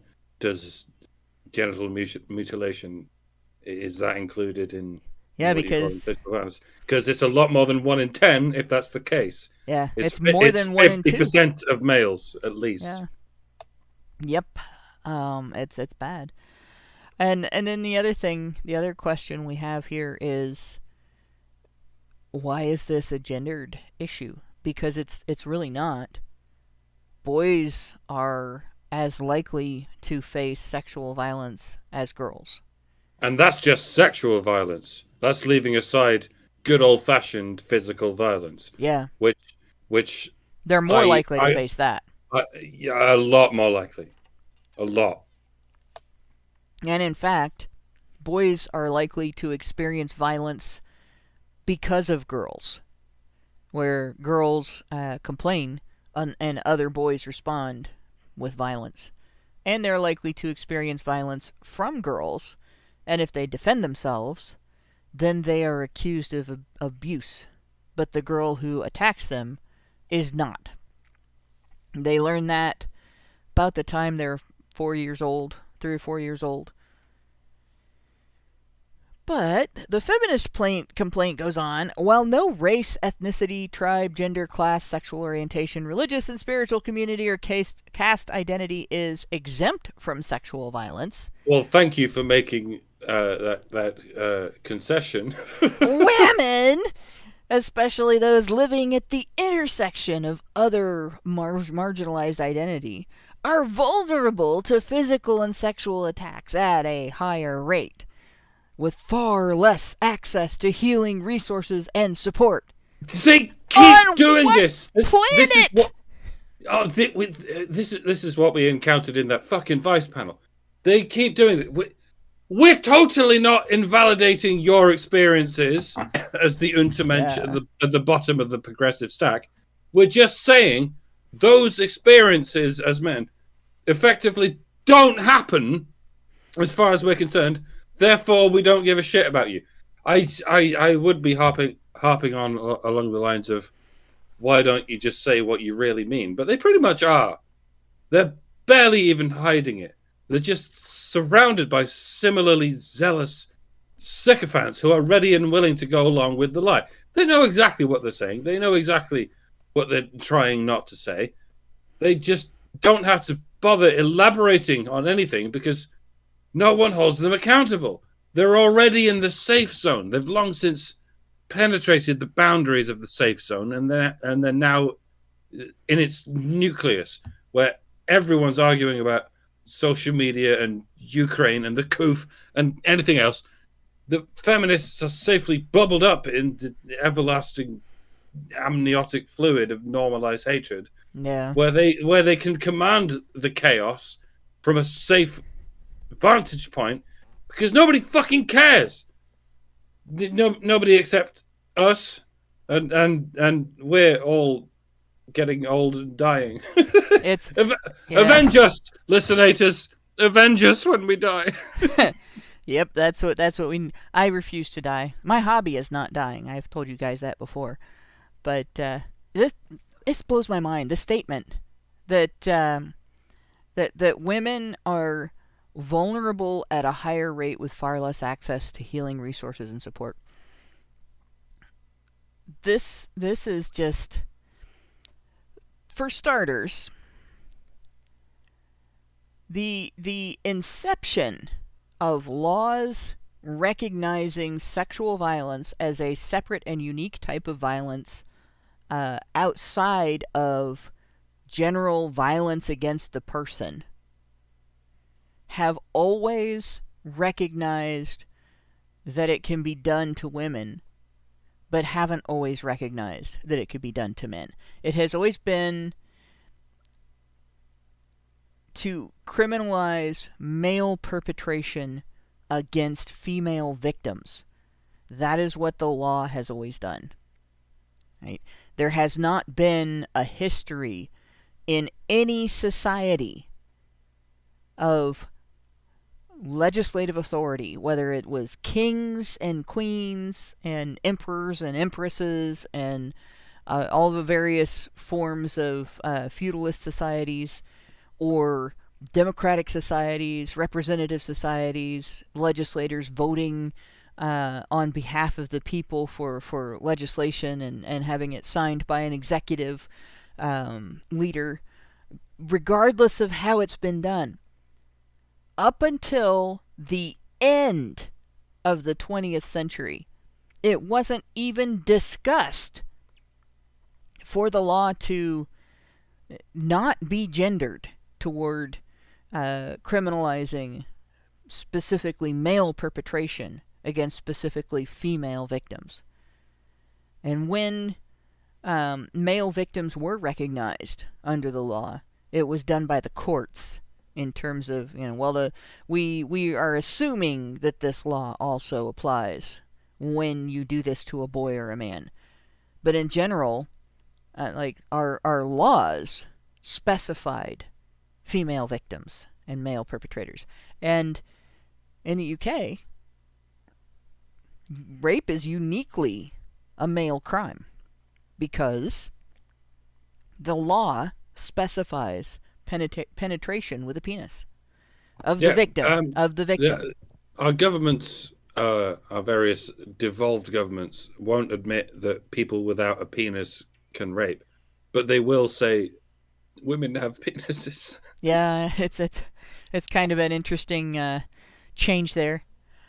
But it would, and their excuse, the excuse that they make all the time is that, the law penalizes the crime of forced envelopment equally to the crime of forced penetration, right? But it doesn't. It really doesn't.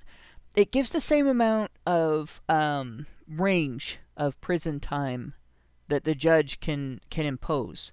The judge has the same option to impose years in a sentence on a perpetrator, regardless of whether they're charged with rape or whether they're charged with the equal crime that women can perpetrate. But the law doesn't impose the stigma of the label rapist on a woman who does it. The woman doesn't get reported in the news as a perpetrator of rape. The woman doesn't get treated the same way. And because the label rapist and the allegation that she has committed a rape are not used, the judge is more likely to give a shorter sentence.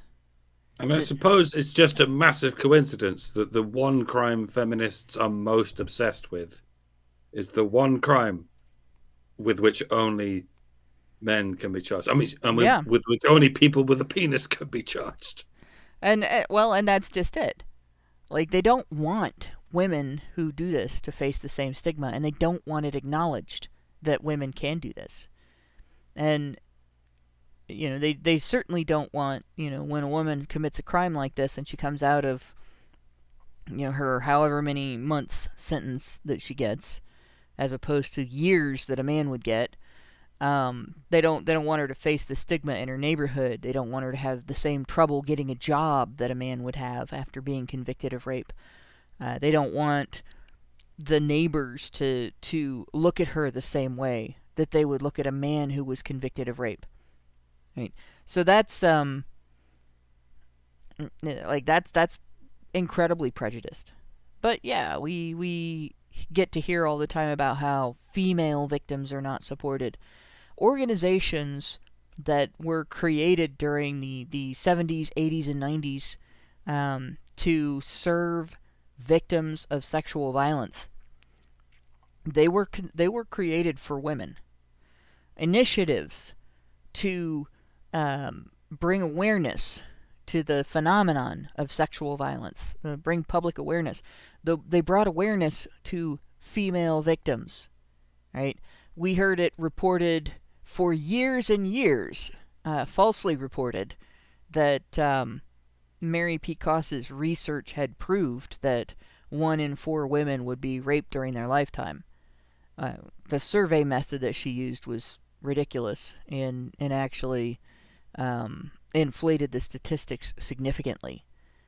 But she didn't investigate whether the same questions elicited similar answers in similar numbers from men and boys, just women and girls, right? But we didn't hear about male victims very much. And when we talked about male victims, there was no circumstance under which we could do that without having feminists accuse us of interrupting the conversation about female victims to talk about men. You couldn't talk about it in forums for rape victims because those were women's forums. But you couldn't create your own forum and talk about it because that was taking away from the women's forums. Like, you couldn't bring it up in discussions about legislation because that's for women too. And you couldn't talk about it in terms of discussion about resources for recovery because if you provide resources to men in need of recovery, well, that's taking away from women too. So this idea that women are uniquely vulnerable and women are uniquely lacking in support, like, what planet are they from? All of the support, all of the effort at preventing this crime has been directed at protecting women. Men barely get crumbs from that table. And when they do get crumbs from that table, the grifters who control the entire industry of initiatives that are proclaimed to support female victims resent their access to those crumbs. The planet in question is Venus. Venus is women are from Venus, men are from Mars, because women are in charge of love and men are in charge of war. So is it any wonder that legally everyone loves women and everyone wars against men? This is what I'm saying. It's been going on for much, much longer than you think. Yeah. But it's not just Christianity imposing its entirely male god on the world, who raped a woman in order to create that religion. It's been going on since the Greek and Roman religions, where the female god was the god of love, and a female god was in charge of love, and a male god was in charge of war. Mm-hmm. I know that seems intuitive, but can we ever get to a point where we get beyond intuition and look a bit deeper into it?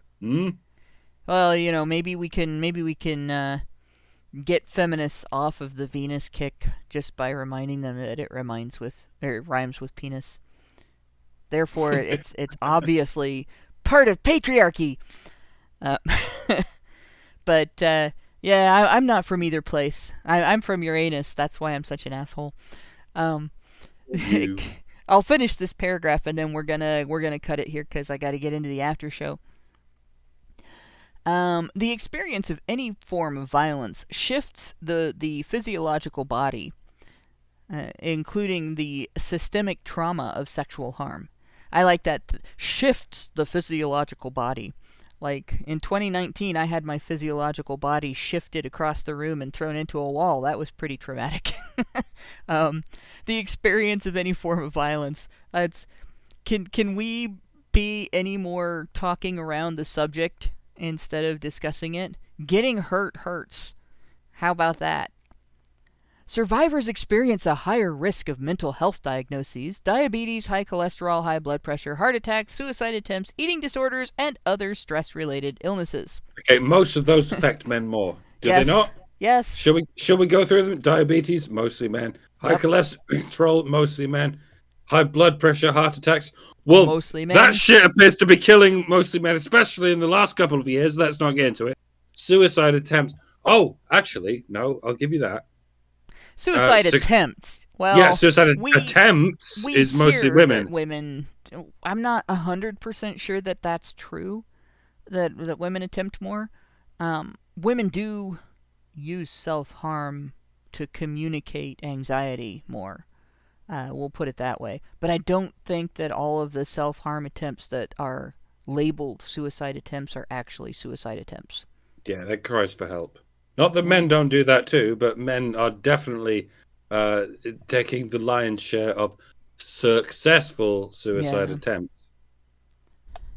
But, well, and the sad thing is, when we say cries for help, a lot of times the women that do that don't understand the help they're crying for. They are crying for attention on the surface.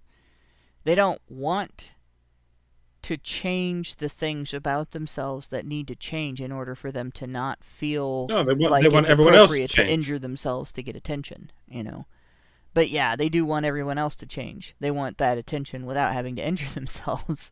But yeah, this is another one that really gets to me because when we look at violence overall, like, feminists will focus on sexual violence and they will focus on partner violence.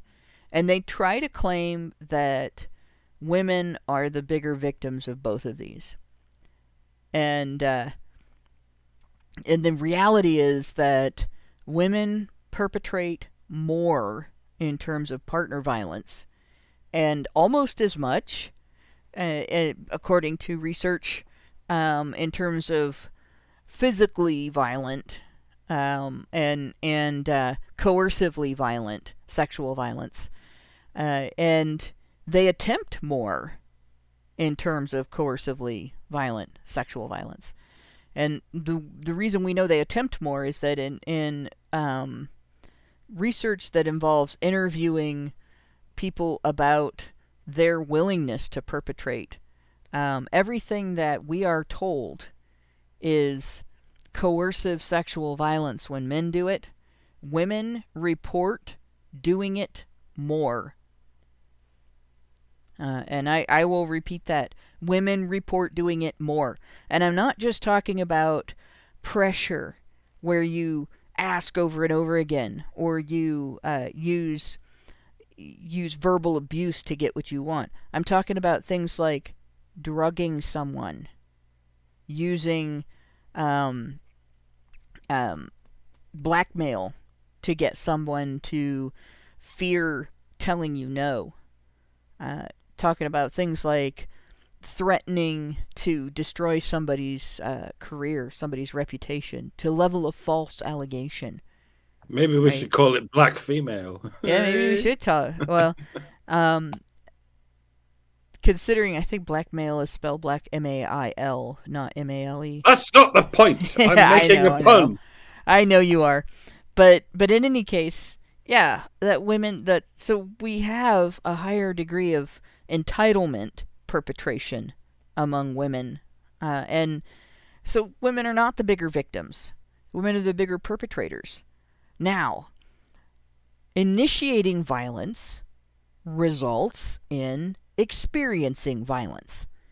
If I go to a bar, which I haven't been to a bar in a long time, if I go to a bar and I get a few too many in me, which I haven't had drink in a long time either, because it hurts now thanks to the wonderful treatment that was inflicted on our country by our leadership.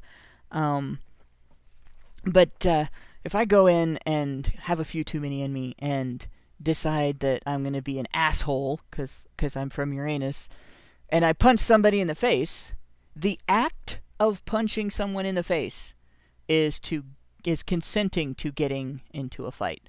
That is my consent to violence, right? I am punching someone in the face. I have consented that to the fact that they will defend themselves. And that's normal. You should expect somebody to defend themselves if you hit them. Women don't expect that from men. And so they expect to be able to bully men, to beat on them, to push them into a corner, to harangue them, to poke them in the chest and poke them in the face and threaten and yell and scream and get them to the point where they're on their back foot, where they're on their defense, where they're really, really stressed out, where they're starting to have a level of stress that your fight or flight is starting to be triggered. You're just haranguing and haranguing and haranguing, and you won't shut up and you won't leave him alone, and you continue and you on until he's at the point where he's barely got control, where he's barely able to prevent himself from fighting back, where he's barely able to prevent himself from getting rough. And then she yells! Well, what's going to happen? What's going to happen when you do that to somebody? Of course he's going to defend himself. And at that moment, he doesn't have the same control that he might have if he was the abuser, if he was the person that was coming along. I'm angry, I'm going to do something to you. He's not thinking about it ahead of time. He's reacting in the moment. When somebody bigger and stronger and faster than you reacts in the moment, out of control, because you put them on their back foot, and you put them in that situation where they don't have as much ability to pull their punches, you get hurt. Like, that's common sense to tell you, don't do that. You will get hurt. But when feminists in particular react to the information that in two-way partner violence, in situations where women initiate violence, they are more likely to be injured. What do they say? They don't say, well, gosh, maybe women shouldn't do that. They say, that's not fair.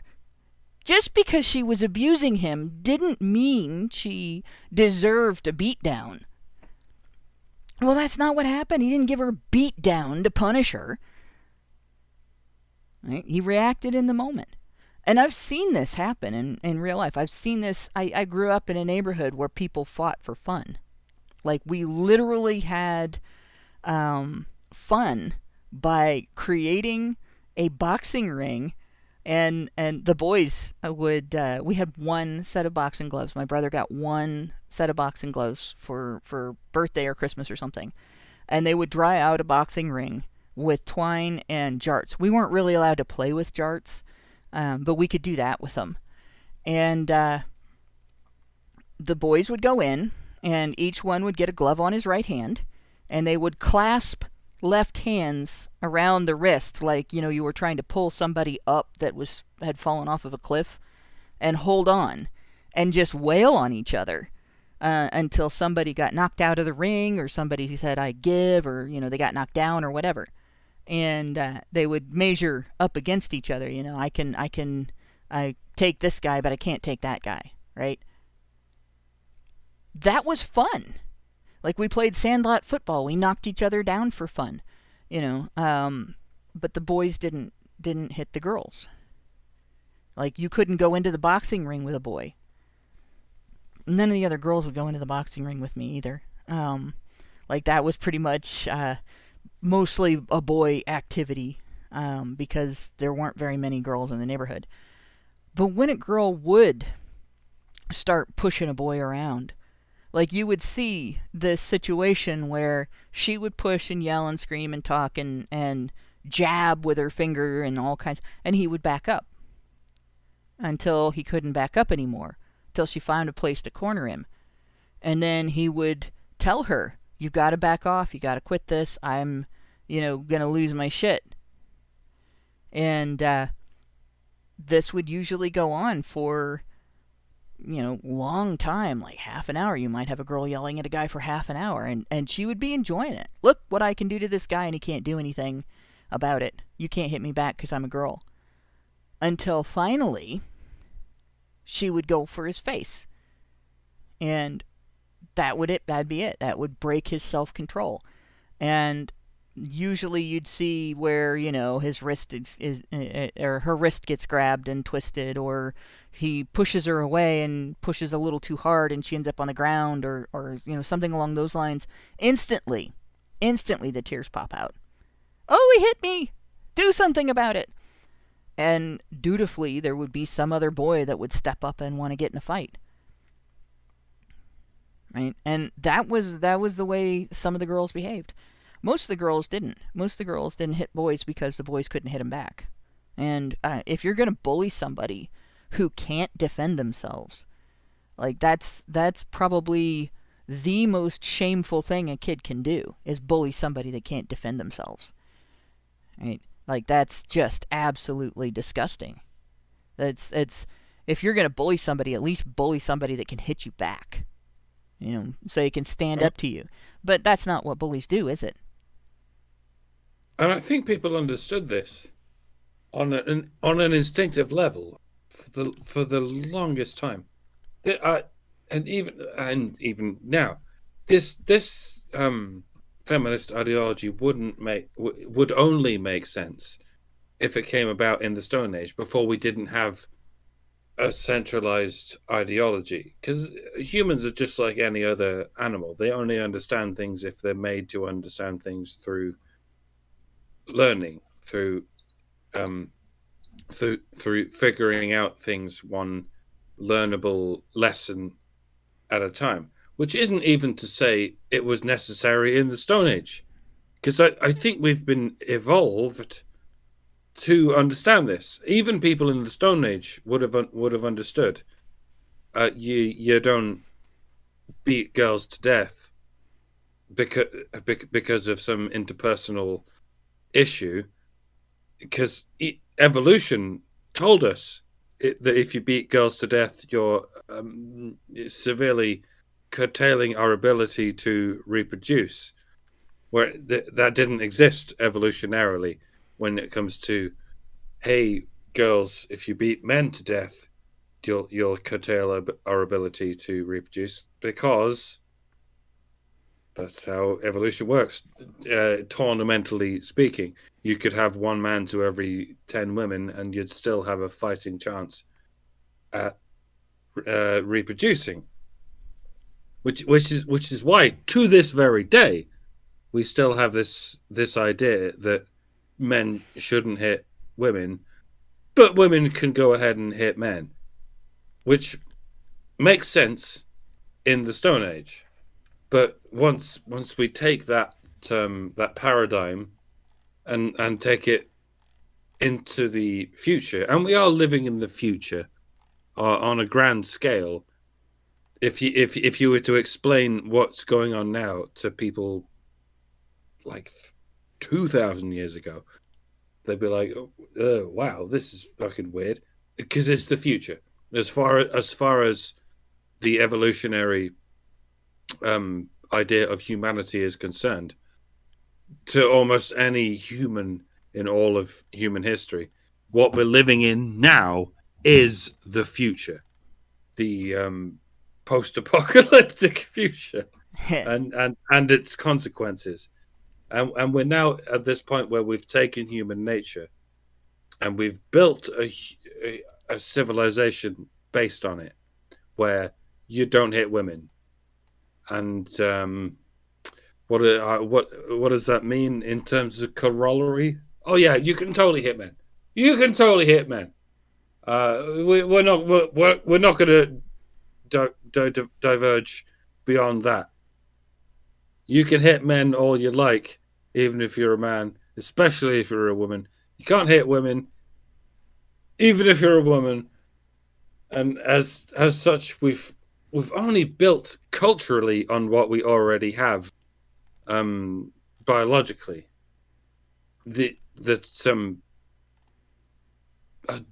Okay, I'm at the point where I'm too drunk to elaborate on this, but you get what I'm saying. We've taken human nature and we've built a civilization on this that extends from horizon to horizon, and we haven't even attempted to pull back on what is human nature. You can perform any act of violence on males, and it really doesn't matter. It doesn't even matter if women do it or if men do it. If women do it, it's absolutely fine. But if men do it on behalf of women, it's fine as well. Is it any wonder that we have so many fucking wars where men do all this shit to men, as long as women are fine with it? And it's not okay. And it's not okay if women do it to women, as long as men are fine with it. It's also very complicated. If you think about it, at least in the United States and other countries where circumcision is the norm, we communicate this to men at birth. One of the first things that a male baby experiences as opposed to a female baby, one of the first things is that he is subjected to excruciating, brain-altering pain and then not comforted. Like that's what we teach boys when we circumcise them. And then we're surprised, yeah, if they act in the way a victim of violence would act. And we don't ever recognize, like, we know that trauma from violence alters your behavior. You engage in coping mechanisms as a result, and you develop types of caution. It's that way with everything, every type of trauma. Like, you try to get me to park my car in a way that I have to back out of the place that I've parked when it's time to leave. You'll find that I don't do that if there's any other option. And it's because I've been in other people's cars when other people were driving. I've been rear-ended something like 11 times, 12 times. And that was true in my 30s. Like, I haven't been in a rear-ending car accident in at least 10 years. But the reason is because I do things to avoid it. Right? And when you've experienced violence and you're able to assess your situation, you do that. Right? Kids who experience violence have a whole different set of reactions. Kids who experience traumatic violence, because it's you don't have a mechanism for understanding it the same way. So you don't have a way to plan to try to avoid it. And kids who experience sexual violence as children, like especially as young children, develop issues with understanding personal boundaries. And about half of us, I guess, or more, develop a lack of our own, where we become doormats for other people. And a small percentage who are raised in environments where violence is how you protect yourself, violence is how you get what you want, violence is how you determine what's yours, and so on. They learn to not respect other people's boundaries, and they become abusers. And of that percentage, a certain percent become sexual abusers. And that's what happens when you inflict sexual violence on children. What happens when you do it to an infant, where they don't even know what's going on? They don't recognize the situation. They become servants of the world. Their first thing that gets communicated to them by their caregivers is that they don't matter, that their pain doesn't matter, that their experience doesn't matter, that they're not cared about, that they're not protected, that they're not comforted. If being molested takes away your personal boundaries to the degree that you become a doormat, what does having your genitals cut on the day that you're born or shortly thereafter do to you? Like, do you think that it would be easy for society to communicate to men, you have to sign up for this procedure that we do in war, where we use a lottery to force some of you to go fight, even if you don't agree with the war, you don't believe in the cause, and you don't want to risk your life for it? Will we be able to do that as easily if we didn't raise boys to consider themselves disposable? And we didn't start by communicating to them that they're not taken care of, that they're not protected? Yeah, don't inflict violence on anyone in anything but a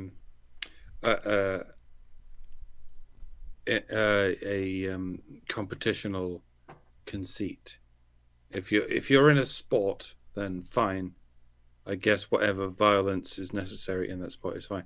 But otherwise, don't commit violence on anyone, not even an adult, but especially not on a teenager, especially more not on a child, especially more not on an 8-day-old human. I'll go ahead and say human. Don't even inflict violence on an 8-hour-old blastocyst.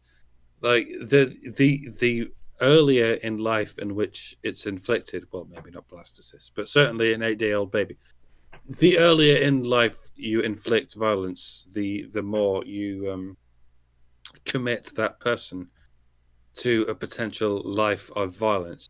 And I know that's easier said than done, given that we live in a world of people, especially men, who have had violence inflicted on them at a very, very early age.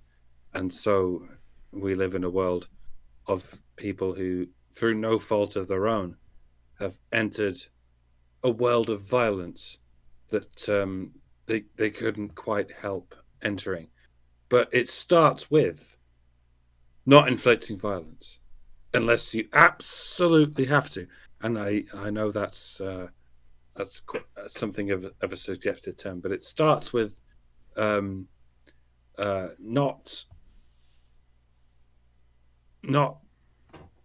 doing the violence that perpetuates all the other violence. Yeah, not initiating violence, not inflicting non-consensual violence.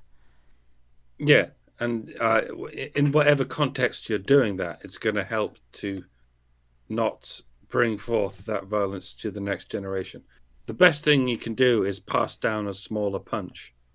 I'm sure even if you were brought up with that punch or that genital mutilation, the best thing you can do is pass down a smaller punch.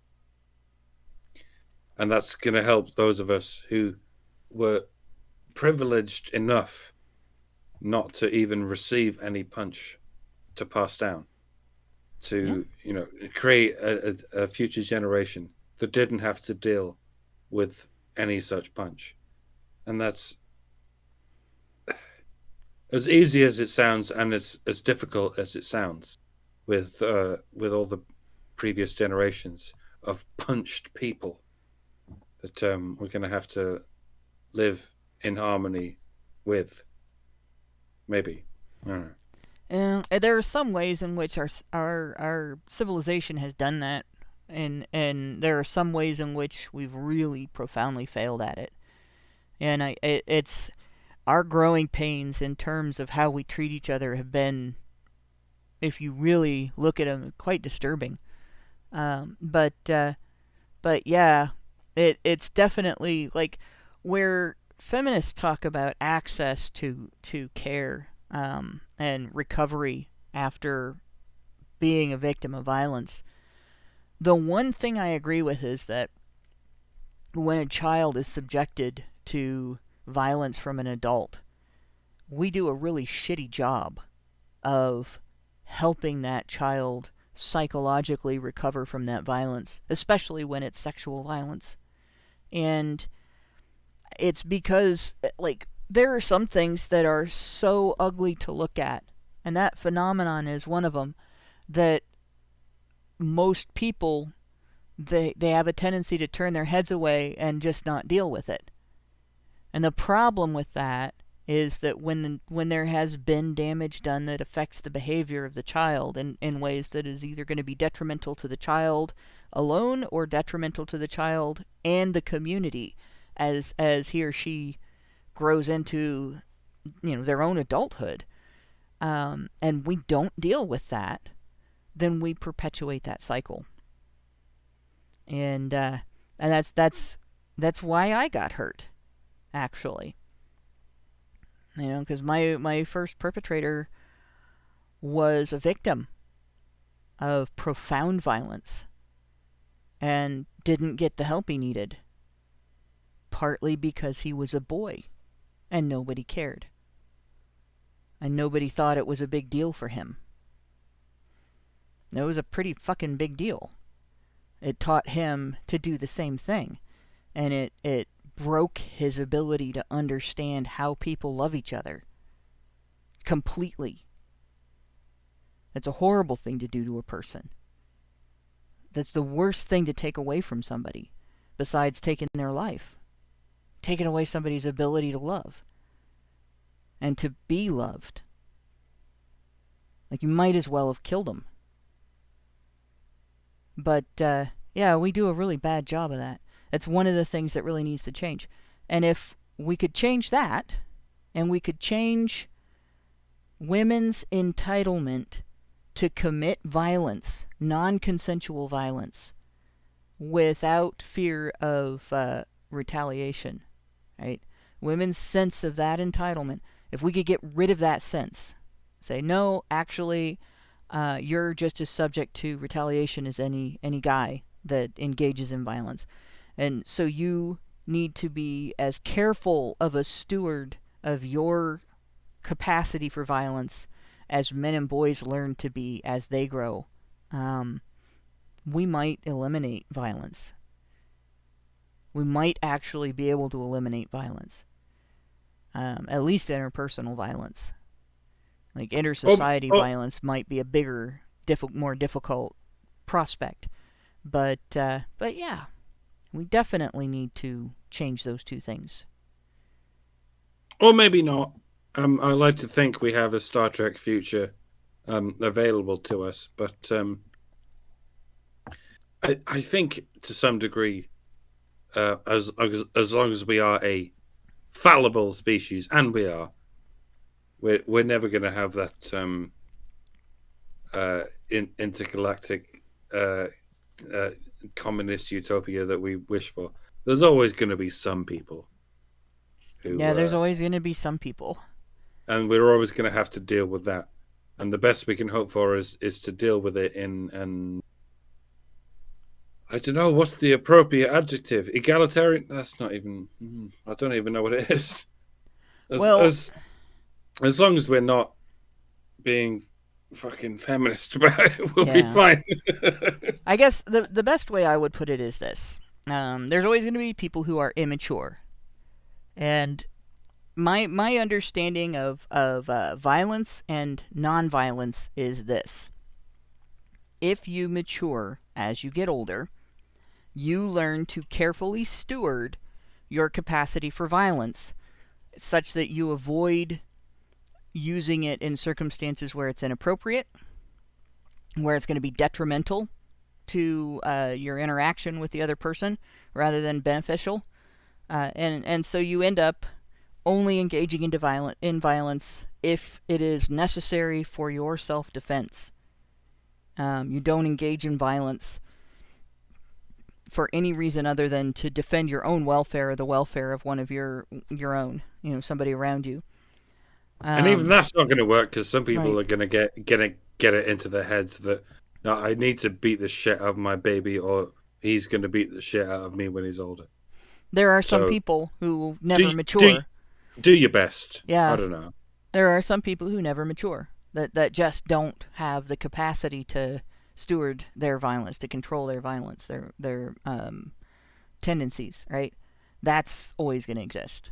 But I genuinely think the overwhelming majority of society could and would if we didn't have a gynocentric outlook on aggression, where, well, it's bad when men do it, but women, it's understandable when women do it. Bullshit.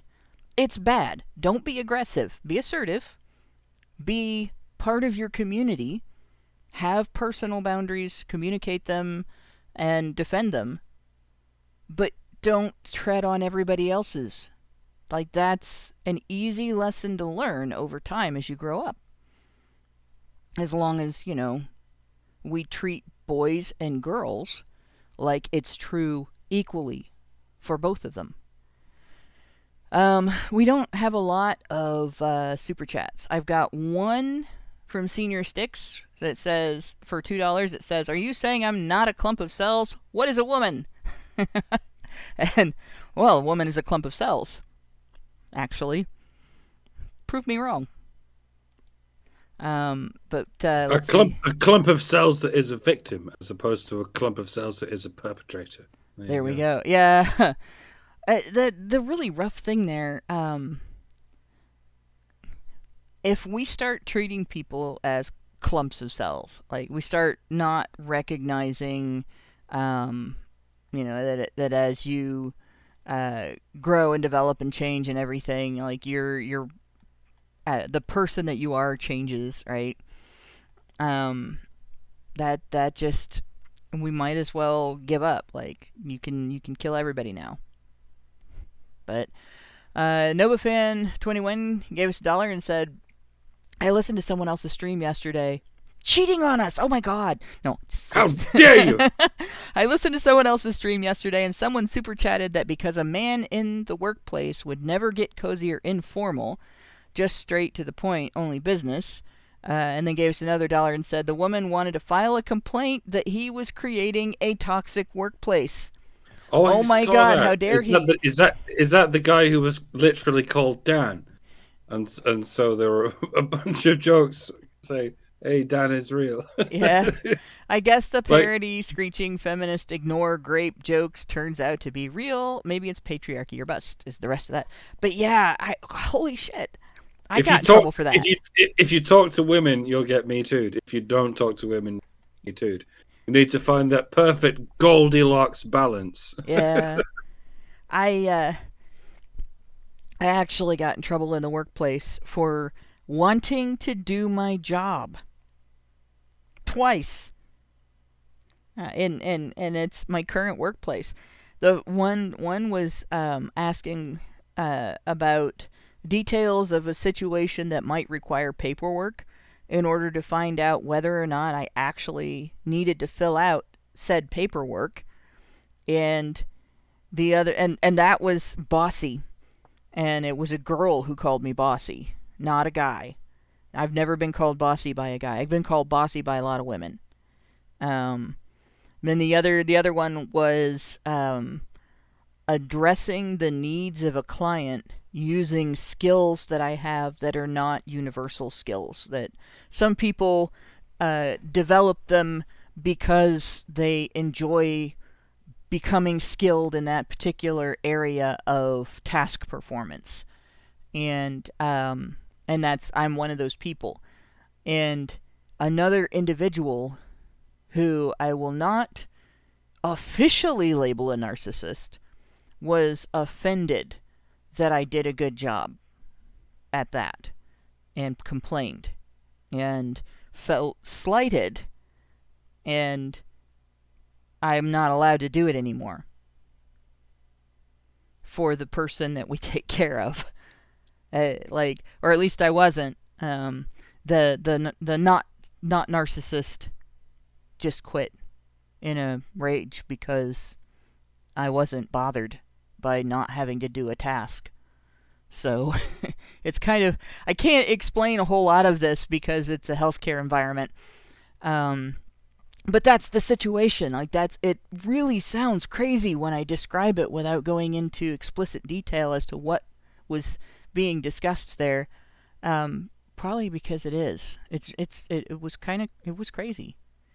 But anyway, that's so that's our Rumble rants and our super chats, and I'm going through the multitude of umpteen gazillion chats and stuff here in our massive Discord, and looking for the super chows, which are lost. I have lost the super chows, guys. How do you lose a chat? Oh, good grief. How do I get into... I keep forgetting how to do it. There is a way to find a chat in Discord by just searching for that particular chat. And I can't find where I need to type it in. Damn it. Why doesn't it show me this chat? The fuck? We do have it. It exists. There it is. Super. Okay, it's been moved. That's why. It was at the top of the list. Now it's like the third thing down, and I was looking for it at the top of the list, and it's not there because... okay. And we got another super chat in the meantime. $5 from Sick Fox. This is another super chat for you to read. Guess I should use it to say something. Hello. Hello. Thank you very much for that. And the Great Indoors super chat us with a $5 super chat saying, society is destroying its institutions until our money has no value left. In a way, it is glorious because those institutions are currently roadblocks on our path toward true progression. And that was yesterday at 6:40 p.m., but I don't know if it got read out before. And then we had Meredith G gave us $5 and said, honey of the badge, I'm finding it increasingly disturbing that the medical profession has aspects that put profit ahead of patient care. Well, that's been a long time. It's been going on for a long time, unfortunately. And be grateful that you have a system that still has competition in its machinations. Some of us who have national health services have no competition left. Yeah. It's all just one homogenous entity. Yeah. Where no argument can be laid forth. Can you even imagine? Yeah, if I didn't like my doctor, I could go to a different doctor. I can get a second opinion. My insurance company doesn't like me to get diagnosed with anything big without getting a genetic test. I went to Dayton Children's is where the only place... Dayton Children's Hospital is the only place in my area that has a genetic counselor. You have to go through the genetic counselor to get the genetic test. And the genetic counselor that I went to the last time when we were looking at the Ehlers-Danlos thing is an asshole. We're from the same planet, just opposite sides. And so I don't want to go there. I've discovered a company that does genetic testing. It's not cheap. It's not like, a 23andMe thing, but it's HIPAA protected. So it's worth it. And I have the option of bypassing that guy. If I don't want to go consult with him, I don't have to. And that means that he can't gatekeep my genetic testing like he did the last time. And so, I'm going to spend like $400 on this test. But it'll give me the information I need. And if I lived in a nation where there was a national health system that controlled all of this stuff, and especially in a European nation where some European nations have some very severe laws in regard to your genetic information, I wouldn't be able to do that. I would be stuck with dealing with that asshole and trying to figure out how to keep him from gatekeeping my healthcare. So it's expensive. Like, I am going to be spending $400, but it's worth it.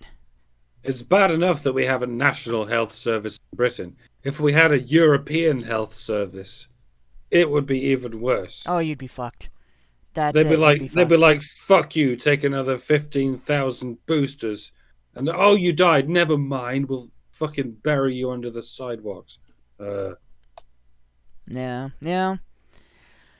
The next super chat we got is from Thomas Stein, and for $1.99, and he says, "Hi, Hannah, quit losing things, like marbles." Your marbles are right here. I haven't lost my marbles.